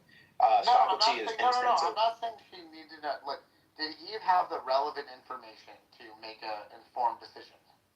Yeah, and she just chose not. Perfect. Okay. And was Eve a rational agent? I mean, sure, you can say rational. Okay. So in what way then would that perfect being with perfect faculties, right, who understood the variables, like you have God who created her, the all power, the all good, the all everything, and this fucking snake who's talking to her, right? In what way then would she, as a rational being, fail and be a perfect person? Can we talk about the rationality? Can we say she was irrational in that moment? She did something. So she's not perfectly rational. Right? So she's not. Yeah, no human is perfectly rational. It's a human quality. What it means to be human is that you are not perfectly rational at all times. Okay, so she's not perfect then. She had relevant information. She was an agent. She had free will. Yeah, I mean, she made a wrong. She knowingly made the wrong decision vis-a-vis the irrationality. Other than that, she was like perfect in her like sort of like her body, her genes, her like physical form. But she had the brain of a human, as in like you can be irrational as a human. That's what humanity is. Like she didn't have like blemishes on her skin, or she didn't have cancer. Well, yeah, but perfect is a tough word. But to say that she was like perfectly rational. Clearly not, because she did something completely irrational. That's what I'm getting at. I'm just like, I just don't see in what way she's like perfect in any sense. Well, so the mental list of a perfect human. Could a perfect human be able to see an optical illusion? Like on my worldview? Yeah, in your worldview, let's say you designed a perfect human. Would there ever exist an optical illusion in his mind? I think the idea of perfection on like my worldview wouldn't really be coherent. Well, then how could it be coherent for my worldview? Because for your worldview, it would be just living up to the standard of God, because God is like the objective standard for, you know, what like not saying that the human would have to be God. I'm not saying that, but like whatever God defines as the standard of like goodness and perfection to be would be what is perfect. Like for me, like if they were like, Charles, what would your ideal human like be perfect? Like for me, like they would see the optical illusion, right? Because like they would still have like human eyes, so then it would be like weird to say like they're still human in that sense, right?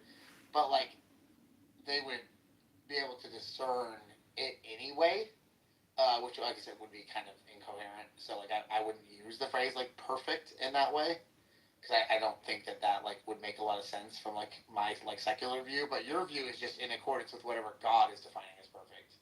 Right, and I'm not even it seems like you're claiming that you're using my definition when you're not really using my definition. Even if I was to go by that simplistic definition, being perfect is living up to God's standard.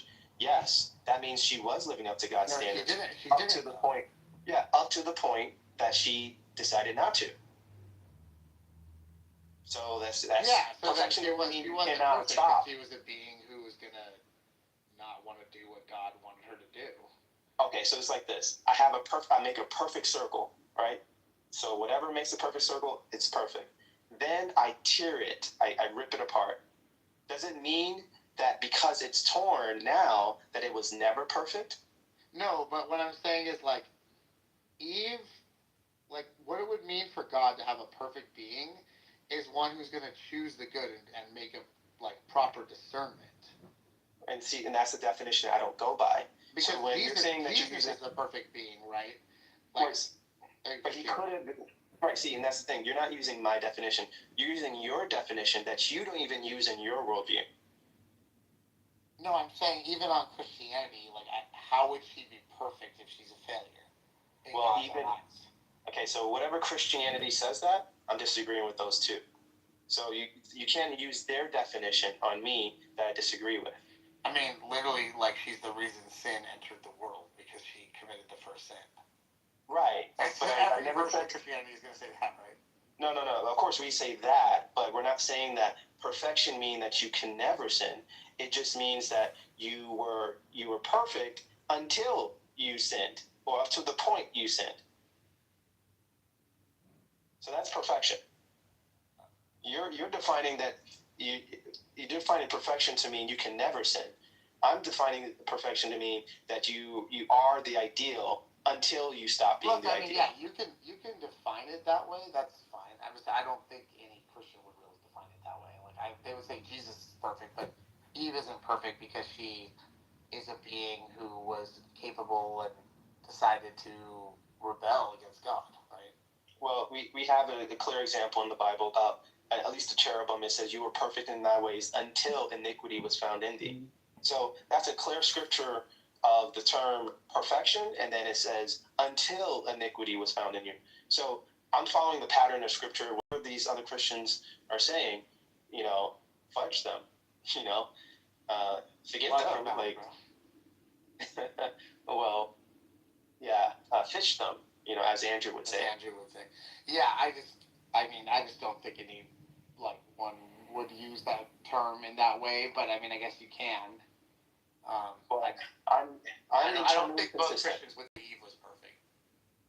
Well, I don't know. You have to bring these most Christians in, but I disagree with most Christians anyway about a lot of stuff. So, hey, you could be right, but at least just here, this makes sense within my worldview. In your worldview, the term perfection doesn't make sense. It starts to not make sense somewhere. So, perfection would have to be category based on, like, it can never be a universal thing. Like, a person is perfect. In what way? Like, is he perfectly sized? Does he have perfect vision? what is perfect vision? Is it 20/20? Is it 30/30? Is it, I just 500? it's just like imagine like God creates a baby and he like knows his baby is gonna like grow up to like mass murder 100 people. It's like, oh, well, this being was perfect until he decided to give into his sin. Like, I don't just like, and then when you're talking back about that person, I just don't think anybody would say, oh yeah, that was like a perfect being until he free willy decided to mass murder people. Like, he obviously had like a defect to begin with in his reasoning and moral capacity. So, Charles, can I ask you a question? Quickly, sorry, Justin. Did you say before that Christians who don't believe Jesus is God? Yeah, it was Toast. Yeah, Toast doesn't think Jesus is God. Did he say that there are Christians who don't believe Jesus is God? Yeah, there's a lot of Christians who believe that. That's true. A Christian who don't believe Jesus is God? We would debate that they're not Christians, but they would think that there are Christians too. But no, I know, but a Christian, I mean, if you say you believe in God and then you call yourself like Mohammedan, like in the name of a man, a mere man, how does that work? Because we should call ourselves like followers of God, not followers of a man, right? No one called themselves Moses. I'm a Moselite. No, they were following the true God. What Moses taught is nothing to do with Moses because he was a mere man. Why we call ourselves Christians is because we believe Jesus is our Lord and Savior and he's true God, true man. That's why we call ourselves Christians. But anyway, that's a new one for me. It shouldn't be. There's a lot of rooms that talk about, at least on my timeline, there's always Godhead debates. And they always say the same thing. A lot of Hebrew Israelites don't believe Jesus is God. But anyway, this topic descended from genetic diversity, my view of how all these different races came about, and yeah, I think Noah, he pretty much was just one out of the millions of different races that existed before the flood. Like the genetic diversity that existed before the flood is all gone. So all we have is Noah's line of diversity.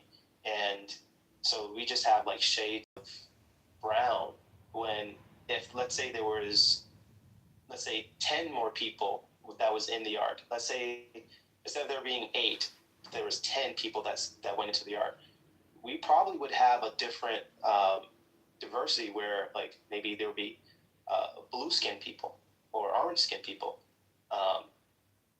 Like the fish in the sea, the diversity can be in various different colors. So it would be the same for humans. It's just that only 8 of us survived out of that huge population of people. Yeah, and then your idea is like they spread out to the different countries, and then the genetics of like blackness just disappeared basically when they went to Europe. Diversity, yeah. Probably some of that, but mostly the diversity of like I guess creating just spontaneous black people started to die out a lot faster over time. So I mean, because at first I thought, okay, sometimes it's the weather, and I believe it is the weather sometimes. But then I have to explain why the Eskimos are very brown in cold weather when they should be whiter than the Europeans. And yeah, it only makes sense if at some point their genetics got locked, so the weather didn't do as much change. The environmental change wasn't strong enough to cause their genetics to like express itself differently. But before that, all the people around the Earth were just black, or you said you thought they were brown. No, I believe that they were. So we have to think from Noah's time, not Adam's time. So from Noah's time, it was various different colors and looks, just different shades of brown, really. But yeah, it wasn't just black or just white, or it was a variation between each family of races. Eventually, it just got locked. I think Kush, he's like the third. And you think it got locked, but you think it got locked by the environment, but then now that doesn't happen anymore? No, it got locked by the genetics. Well, it's both and, but the genetics, as you begin to, how do you say, you do a lot of inbreeding, right? Of course, some of your genetics that have been more diverse starts to dwindle because you're just copying with the same kind of genetics, and the other, more diverse things, or things that can make you look more different, starts to fall off to the wayside. Like, you ever seen that tribe of people where they have like literally fork fingers and fork like feet? No. Like they're just Google it, where their hands are so mutated that they literally got like 3 fingers on each hand, and their toes is also like just like that. It's like morphed into 2 giant like toes, and that whole tribe is like that. So it's like they can't change back to having like 5 fingers on each hand and so on, because they just kind of weeded out the diversity. So just keep on doing that. It's just keep compiling on itself. The environment is not going to help as much as it used to. Yeah, let me look for this. I have to look the names up.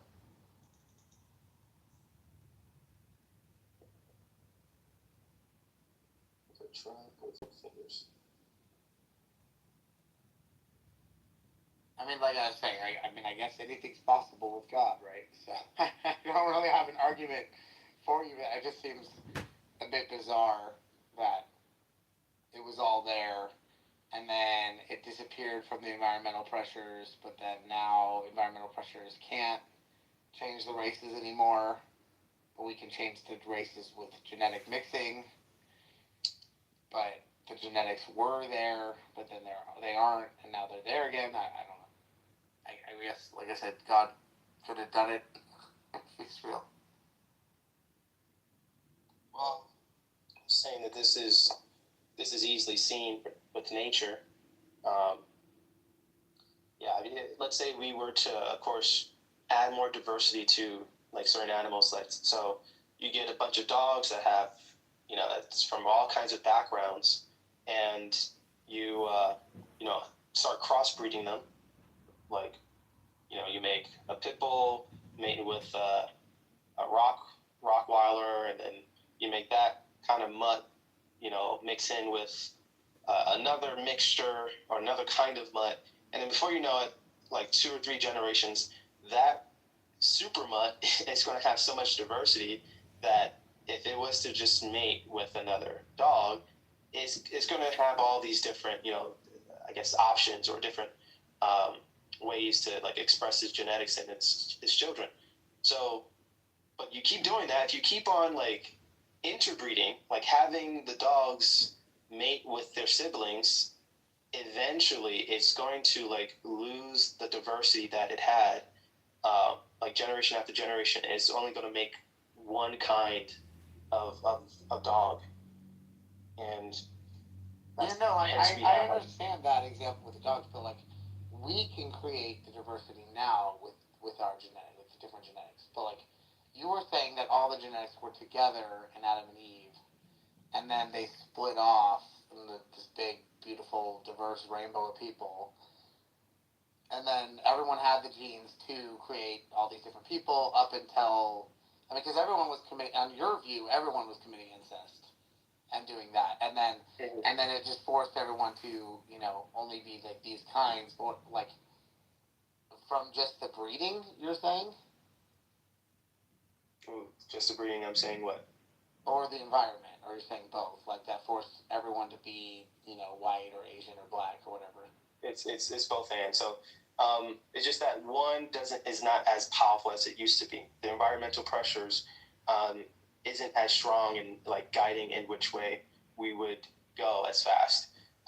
Now, sure, the environmental pressures, like the things we eat, it could change our like bone structure, like if our face, maybe make us look handsome, ugly, whichever, within one generation, right? However, as far as like our skin tones, that may change a little slower. If we just left it to the environment, it may take 1,000 years, 2,000 years for our skin to change. If let's say you just threw a bunch of black people in Antarctica somewhere and just left them there, don't add no white people there, it may take 2,000 years for that to work. Where in the beginning, all it took was just one generation, maybe 50 years, for people to turn from white to black. That's what I'm saying. You guys believe in like a crazy amount of macroevolution, even though you guys say you only believe in microevolution. Yeah, micro. Yeah. So in other words, rapid. No, but it would be macro on your view actually, because the amount of diversity, like the explosion of diversity from evolution, would have been crazy. Like, well, we don't. I don't think we think this happened over billions of years. You think it happened like in a couple hundred years. Yeah. Like so I said, I don't have much of an argument against any of this. It's a fine story, I guess, because like I said, with God, you could just say God made it to be this way, right? So. Well, sure, yeah. But yeah, we wouldn't use the term macro because macro assumes over long periods of time. But if you're just saying a lot of change, like for example, viruses could change very quickly. It depends on how much you think. No, usually when Christians say macro, they mean like the speciation, like the change in speciation over long periods of time. Yeah, you don't leave out the long periods of time. We're saying that it happens very quickly, and then even within our micro speciation, we still believe it's still within the same kind. So it doesn't like turn into like an elephant or something like that. Well, we don't think animals turn into elephants either. Yeah, you do. Over time. No. You believe in common ancestry. Yeah, as a common ancestor. Yeah, it doesn't Pokemon evolve. It's not like, two dogs fuck and then an elephant appears in the morning. Obviously, but I'm just saying, you just put the term over millions of time, they have the same common ancestry, let's say fish or sea life, that fish, of whatever kind it was, eventually, over millions of years, into an elephant. No. Well, not that exact fish, but its descendants. No. That's not even correct either. So, you have the eukaryotes, right? And the eukaryotes turn into different, slightly more complex creatures, right? Which is an elephant is a very complex. No. It doesn't go eukaryote, fish, elephant, right? It goes. Why do you think I said over millions of years? No, but it's not the fish. The fish continues to be a fish forever. That's what you guys keep not getting. No, but you're not saying that the fish is never a million stops. years The old. fish never stops being a fish. They keep being fish forever. Okay. Yeah, so we're talking about its descendants. No, but I know, but its descendants never become elephants ever. That's what I'm trying to get you guys to get. So okay, so you don't think that the descendants of you were never in the sea? Your ancestors were never in the sea? Yeah, some of them were. Yes. Okay, so then obviously the creatures that were in the sea, they evolved to be land creatures.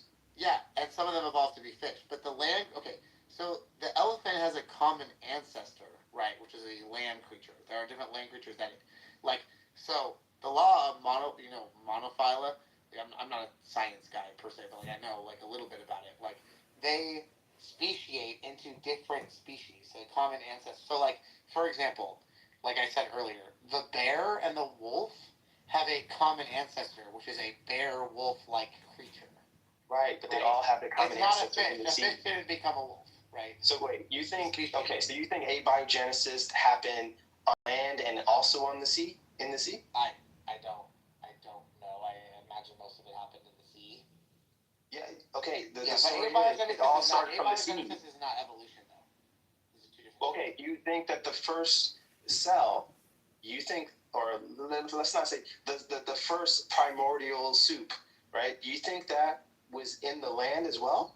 No, I imagine it was in, well, I don't know if it would have been water, but like liquid of some kind, like a mix of different chemicals. Yeah. It would be. It all started in the sea, and then they came. I know, but the point is that they weren't fish. That's what I'm saying. Fish didn't become elephants. Well, then how's it skip being a fish? No, that's what, again, because you have these creatures, right, that they all speciate in different ways, and then they speciate off, right? So the fish, once it speciated into a fish, to the complex creature of a fish, it kept being a fish, right? What about the walking fish? The fish have a common ancestor with a different fish, right? And then that has a common ancestor with a different aquatic-like creature, which is a different ancestor with, something going all the way back to a eukaryote. We all have a common ancestor in the eukaryote, right? Okay, so then so a fish never becomes an elephant, ever. That's only a Pokemon. Wait, okay, That's so what I'm trying to get you to see. Why do you think the evolutionists, they talk about, they show an illustration of a walking fish, a fish walking on land for the first time? Because that's a simple way to try to make, like, third graders understand. But that's not accurate. Understand what? That the sea creatures, the fish, walked on land and eventually became land creatures. No, the amphibian creature, right, diversified into some of them into land creatures, some of them diversified into fish. Well, okay, so you see, they have a common ancestor. So right. You and I and the fish and the elephant and the strawberry and the pineapple and fucking the earthworm, right? We all have a common ancestor to go all the way back, right? Which is the eukaryote. But okay, so we just say Pokemon from eukaryote mode. From the point of a eukaryote, we just throw the Pokemon evolution from the eukaryote to an elephant, and that will make what I'm trying to get you to understand is once it speciates, right? The law of monophyla, it remains that thing, right? We the know fish that. Is never... We don't have to keep explaining that. Okay. Though. So I just need you to understand that a fish will never be an elephant ever. Literally ever. Of course, because it dies within a couple of just years. No, like its ancestors won't be elephants either. Ancestors are before it. You mean its descendants? Or its descendants, yeah. Its descendants won't be elephants. So then, why don't you just say that about the eukaryotes? Because the eukaryote evolves. Oh, so fish don't evolve into anything else? No, they do. They evolve into fish. And they don't evolve into anything beyond fish? They evolve into fish. So then, okay. So eukaryotes should not evolve into anything beyond eukaryotes. Yeah, you and I are eukaryotes. So why is the physics different for the eukaryotes and also different for the fish? Because, like I said, the law of monophyly, it's speciated. Yeah, fish speciate. You believe they speciate? Yeah, into other fish, not into elephants. So then, that's what a Christian says about every creature. Again, because, the elephant came from an elephant-like creature. I don't know what else, probably horses or whatever, like, there was probably an elephant-horse-like thing, right, before, right, that speciated off into horses and into elephants. The way the eukaryote speciated off into different things, right? Okay. Into, like, so there's, like, mammal-like creatures, things like that. Okay, it sounds like it sounds like I'm talking you into the way a Christian, a young earth Christian would talk about. Because you don't understand. You don't understand how it works. You just said a fish would not speciate into anything beyond a fish. It will be a fish, yeah. Yeah, but then the amphibians, where do you think the amphibians came from? They weren't fish?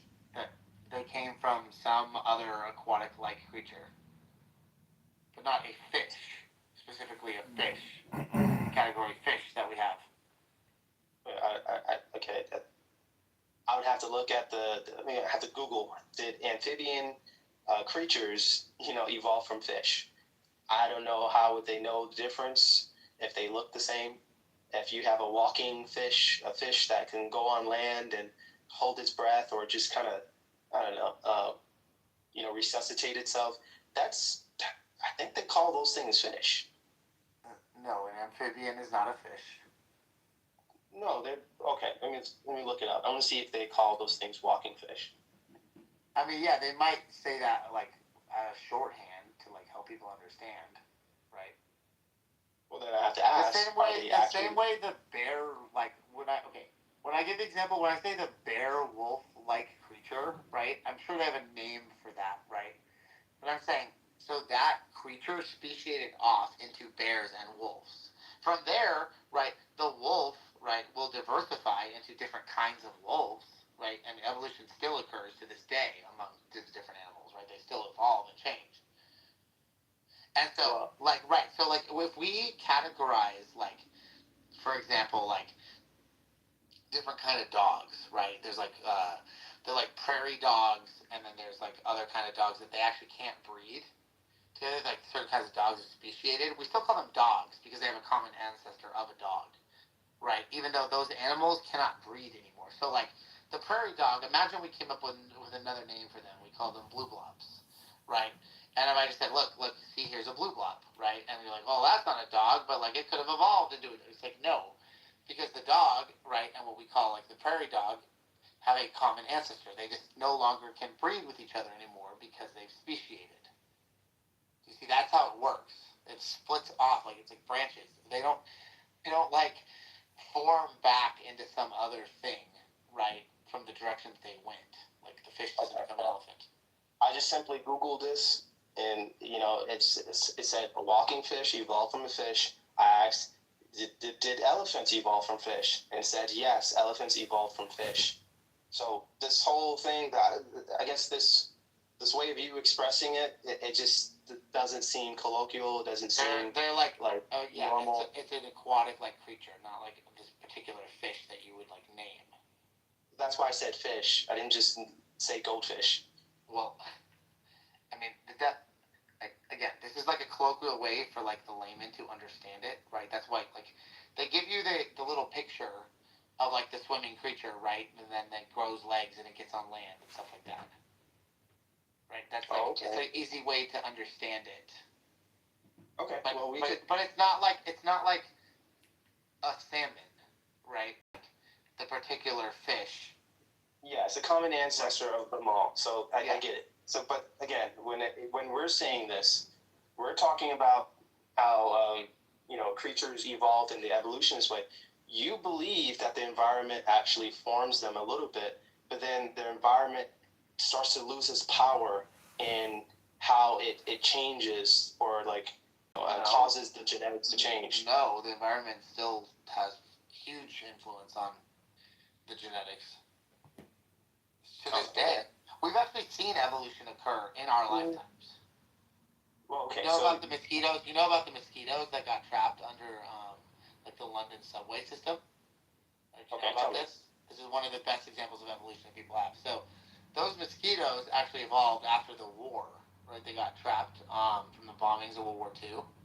And they evolved to not be able to breed with the mosquitoes like up above. Because mosquitoes can go through generations and generations in just like a day, right? A couple weeks you'll have like done like 100+ generations of mosquitoes. So they evolve more rapidly, right, than like the same like other animals. And then they would have different like feeding, like what they would feed on and stuff. And then when they tried to reintroduce the populations, they no longer could breed with each other anymore.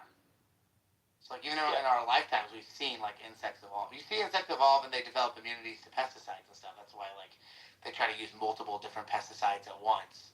Because if they use just one, eventually after a couple generations, the insects develop immunities to the pesticides.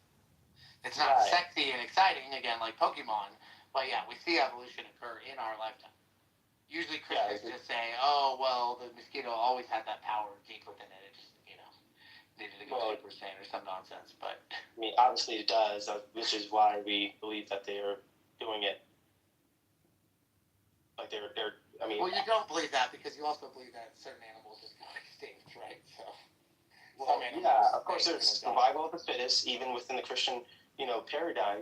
But yeah, we believe that God put up a backup system, an immune system in every person's body. For some animals, but not for all of them. Yeah, for all of them. It's just that doesn't mean that it doesn't guarantee that they're all going to survive. So it's just that they're all going to express themselves. So God just made some shitty creatures. He give them good backup systems. Them the best chance in I guess many of these situations. So also it's connected to people's choices, because people's choices are radically different. You can have someone who has the best genetics do something stupid like smoke drugs and do all kinds of lascivious things, and they mess up their chances of having good genes. There's just some animals. Same thing with animals. Yeah, environmental pressure just led them to die. God just didn't give them a good fail-safe. Well, so that's the thing. With us, we could be like those mosquitoes in the sense of like, if we just let the environment, be the most strongest thing in nature, then yeah, those things will happen. But because we as a society, we make houses, we actually fight against nature, we can make crops and so on, like nature control over us, the manipulation over us becomes lessened. So it changes the animals a little bit more, because they can't fight the elements as much as we can.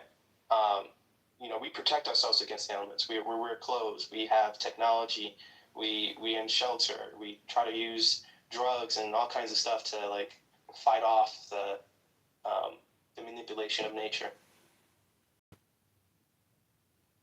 All right, man. I got work in the morning, so I'll give you the last word, but. It was at least interesting to hear your theories about the Adam and Eve stuff. So. Yeah, I appreciate it, though. Okay, have a good night.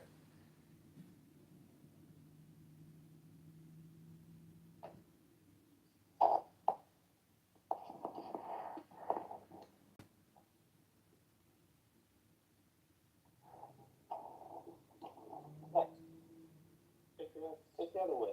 Open the door for you.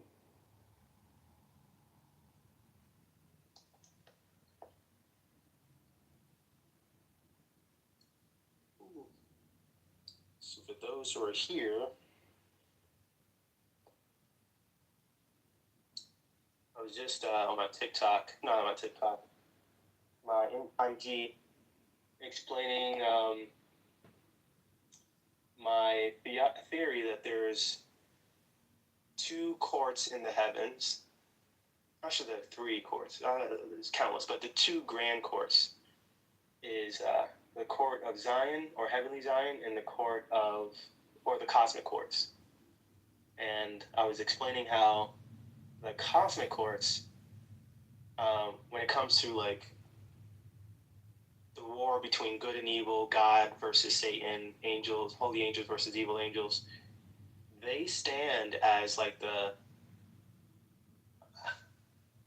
impartial judges between that battle between good and evil. They look at the evidence between both sides.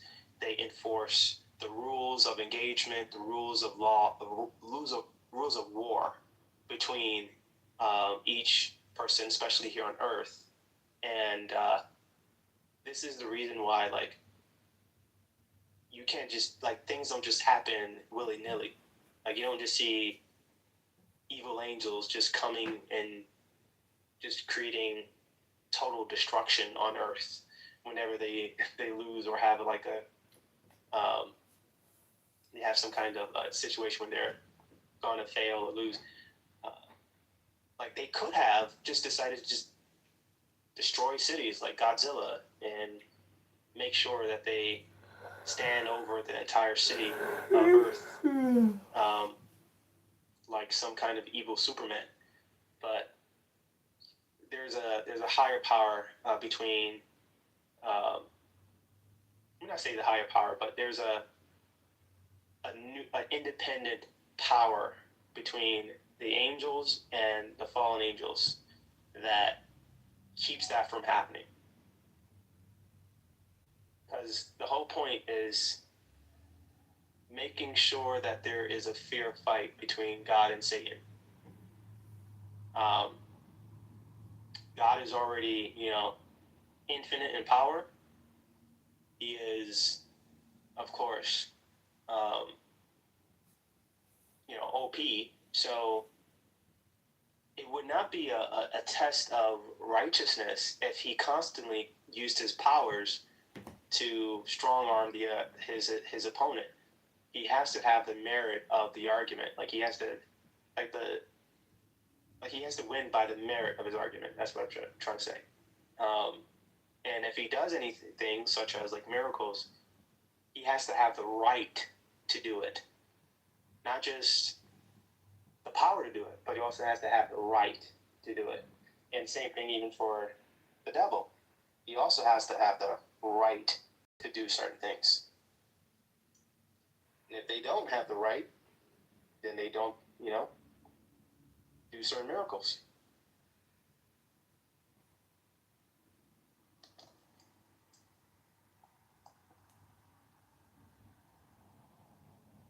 So what do you guys think of that? If you guys are here.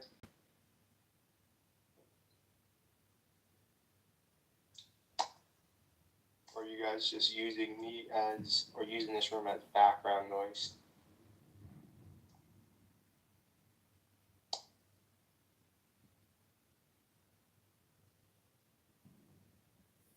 Everyone sleep.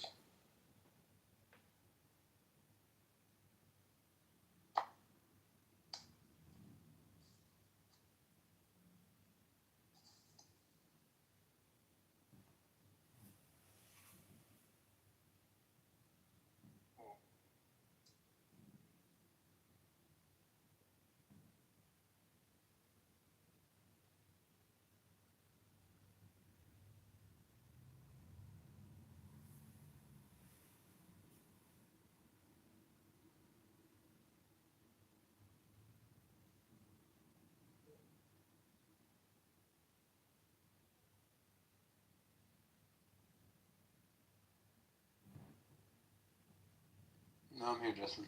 I hear you. Okay, cool. All right, so I wasn't sure. I didn't want to waste my breath too much.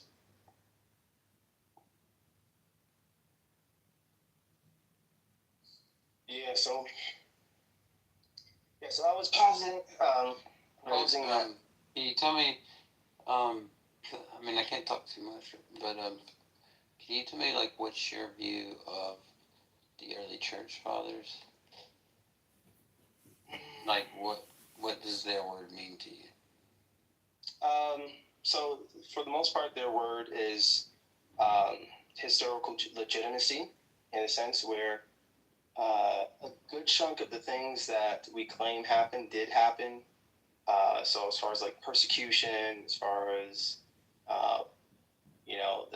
the events that did transpire, they would be the best at knowing if we're going to make a bet on what happened. They would be the best at knowing.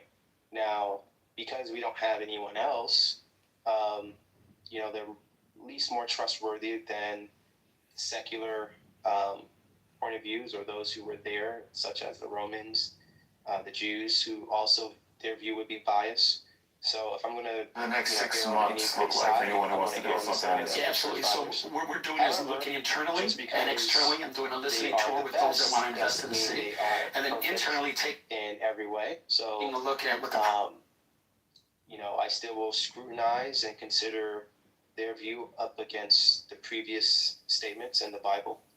So if a church father, I think a lot of church fathers, they kind of sound like they make it seem like martyrship was the key to salvation. And they spoke so bluntly about it, and it makes sense because they were going through it a lot. So it makes sense they would talk that way. But at the same time, it came across like righteousness was,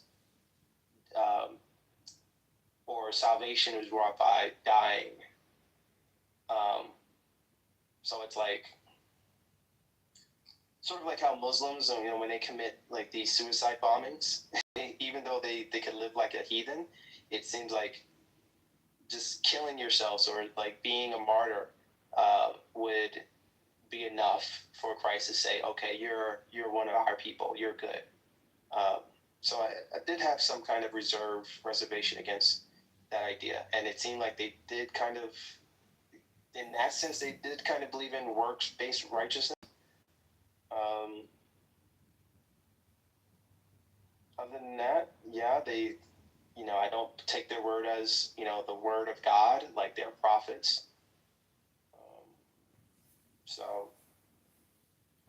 Other church fathers, I will also consider if they say things such as they believe in the immortality of the soul,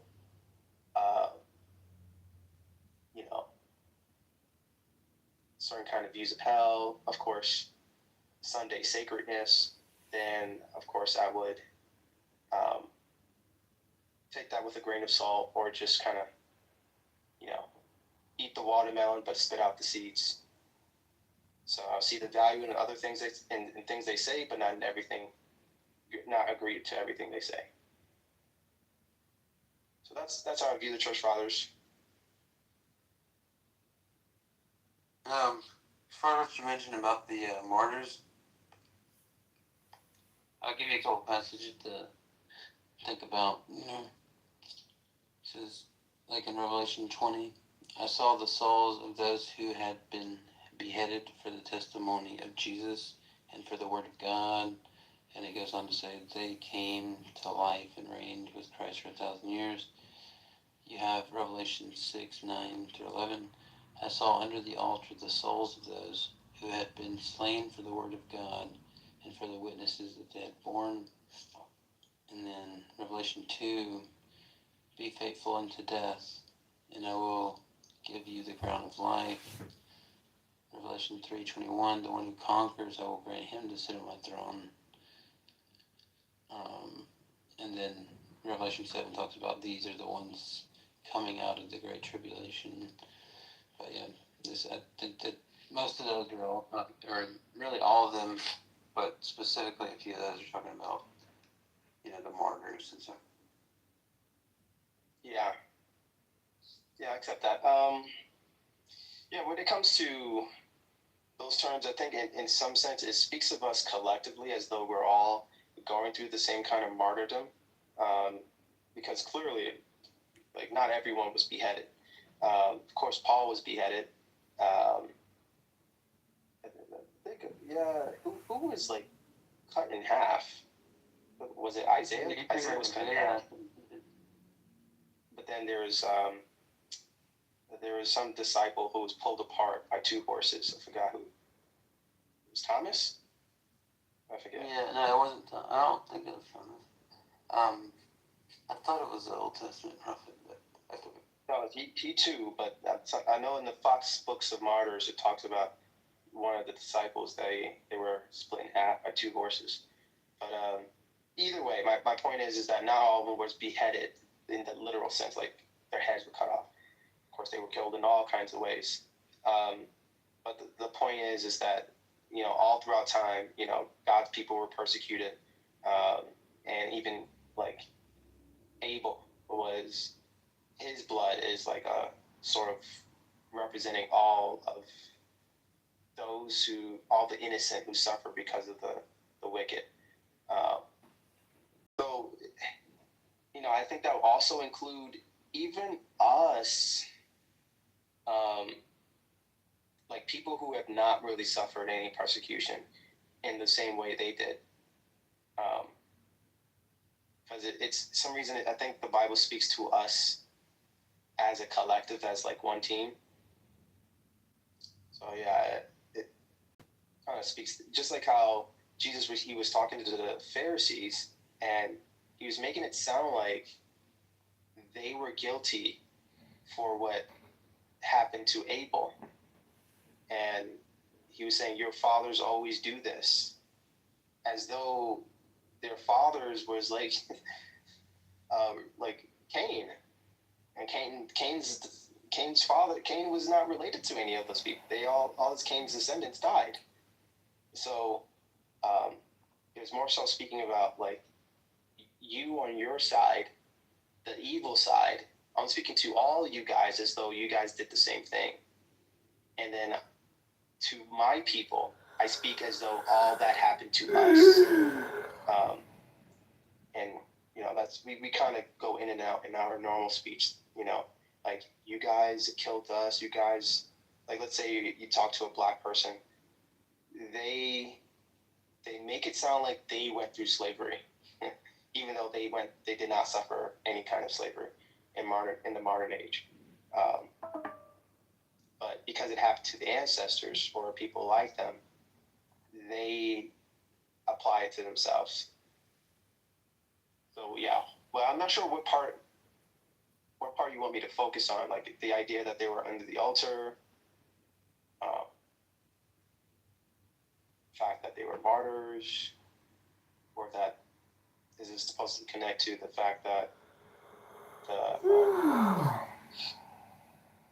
the church fathers kind of like promoted martyrdom as like some kind of righteousness, like salvation type of thing.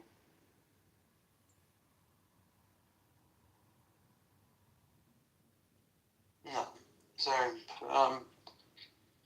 It was just because you brought up the martyr and you said that like you didn't really care for how they talked about martyrdom, and I'm saying there's like there's like what you call it, like precedent for it, Yeah, it's the way they talk about it. It didn't sound like the. In reference to the Muslim prophet and founder of Islam.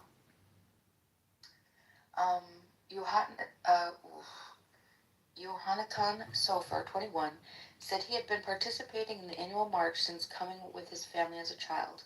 This year, he said, he came with fellow students at a Jewish seminary in Israel, spending the night in prayer and Torah study before traveling to Jerusalem.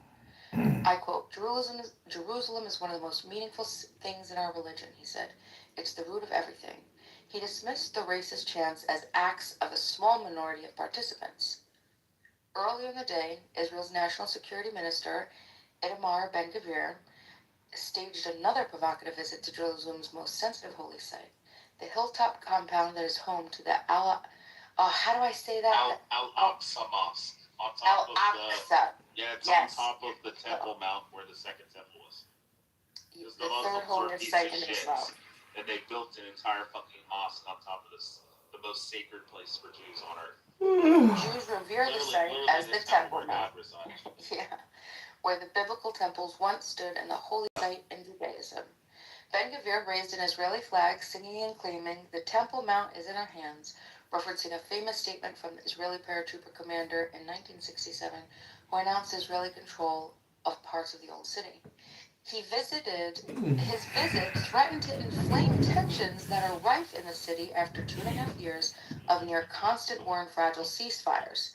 4 years ago, clashes between Palestinian protesters and Israeli police at the site set off an 11-day war between Israel and Hamas. Scuffles broke out. Yeah, the 11-day war, that was 4 years ago. In 2022. Something like, just for context. Was your? I'm not trying to be too forward and stuff, but was your mom still alive or no? Yes, she is. Oh, okay. Imagine if your mom passed away and then you married your mom, and then imagine Muslims come and build a mosque on top of your mom's cemetery. Yeah, site, that'd be horrible. And then they tell you that you're also not allowed to fucking go and visit your mom's site where she's buried. That's the equivalent of what happened. They tell the Jews you're not allowed to go to the Al-Aqsa Mosque, you're not allowed to go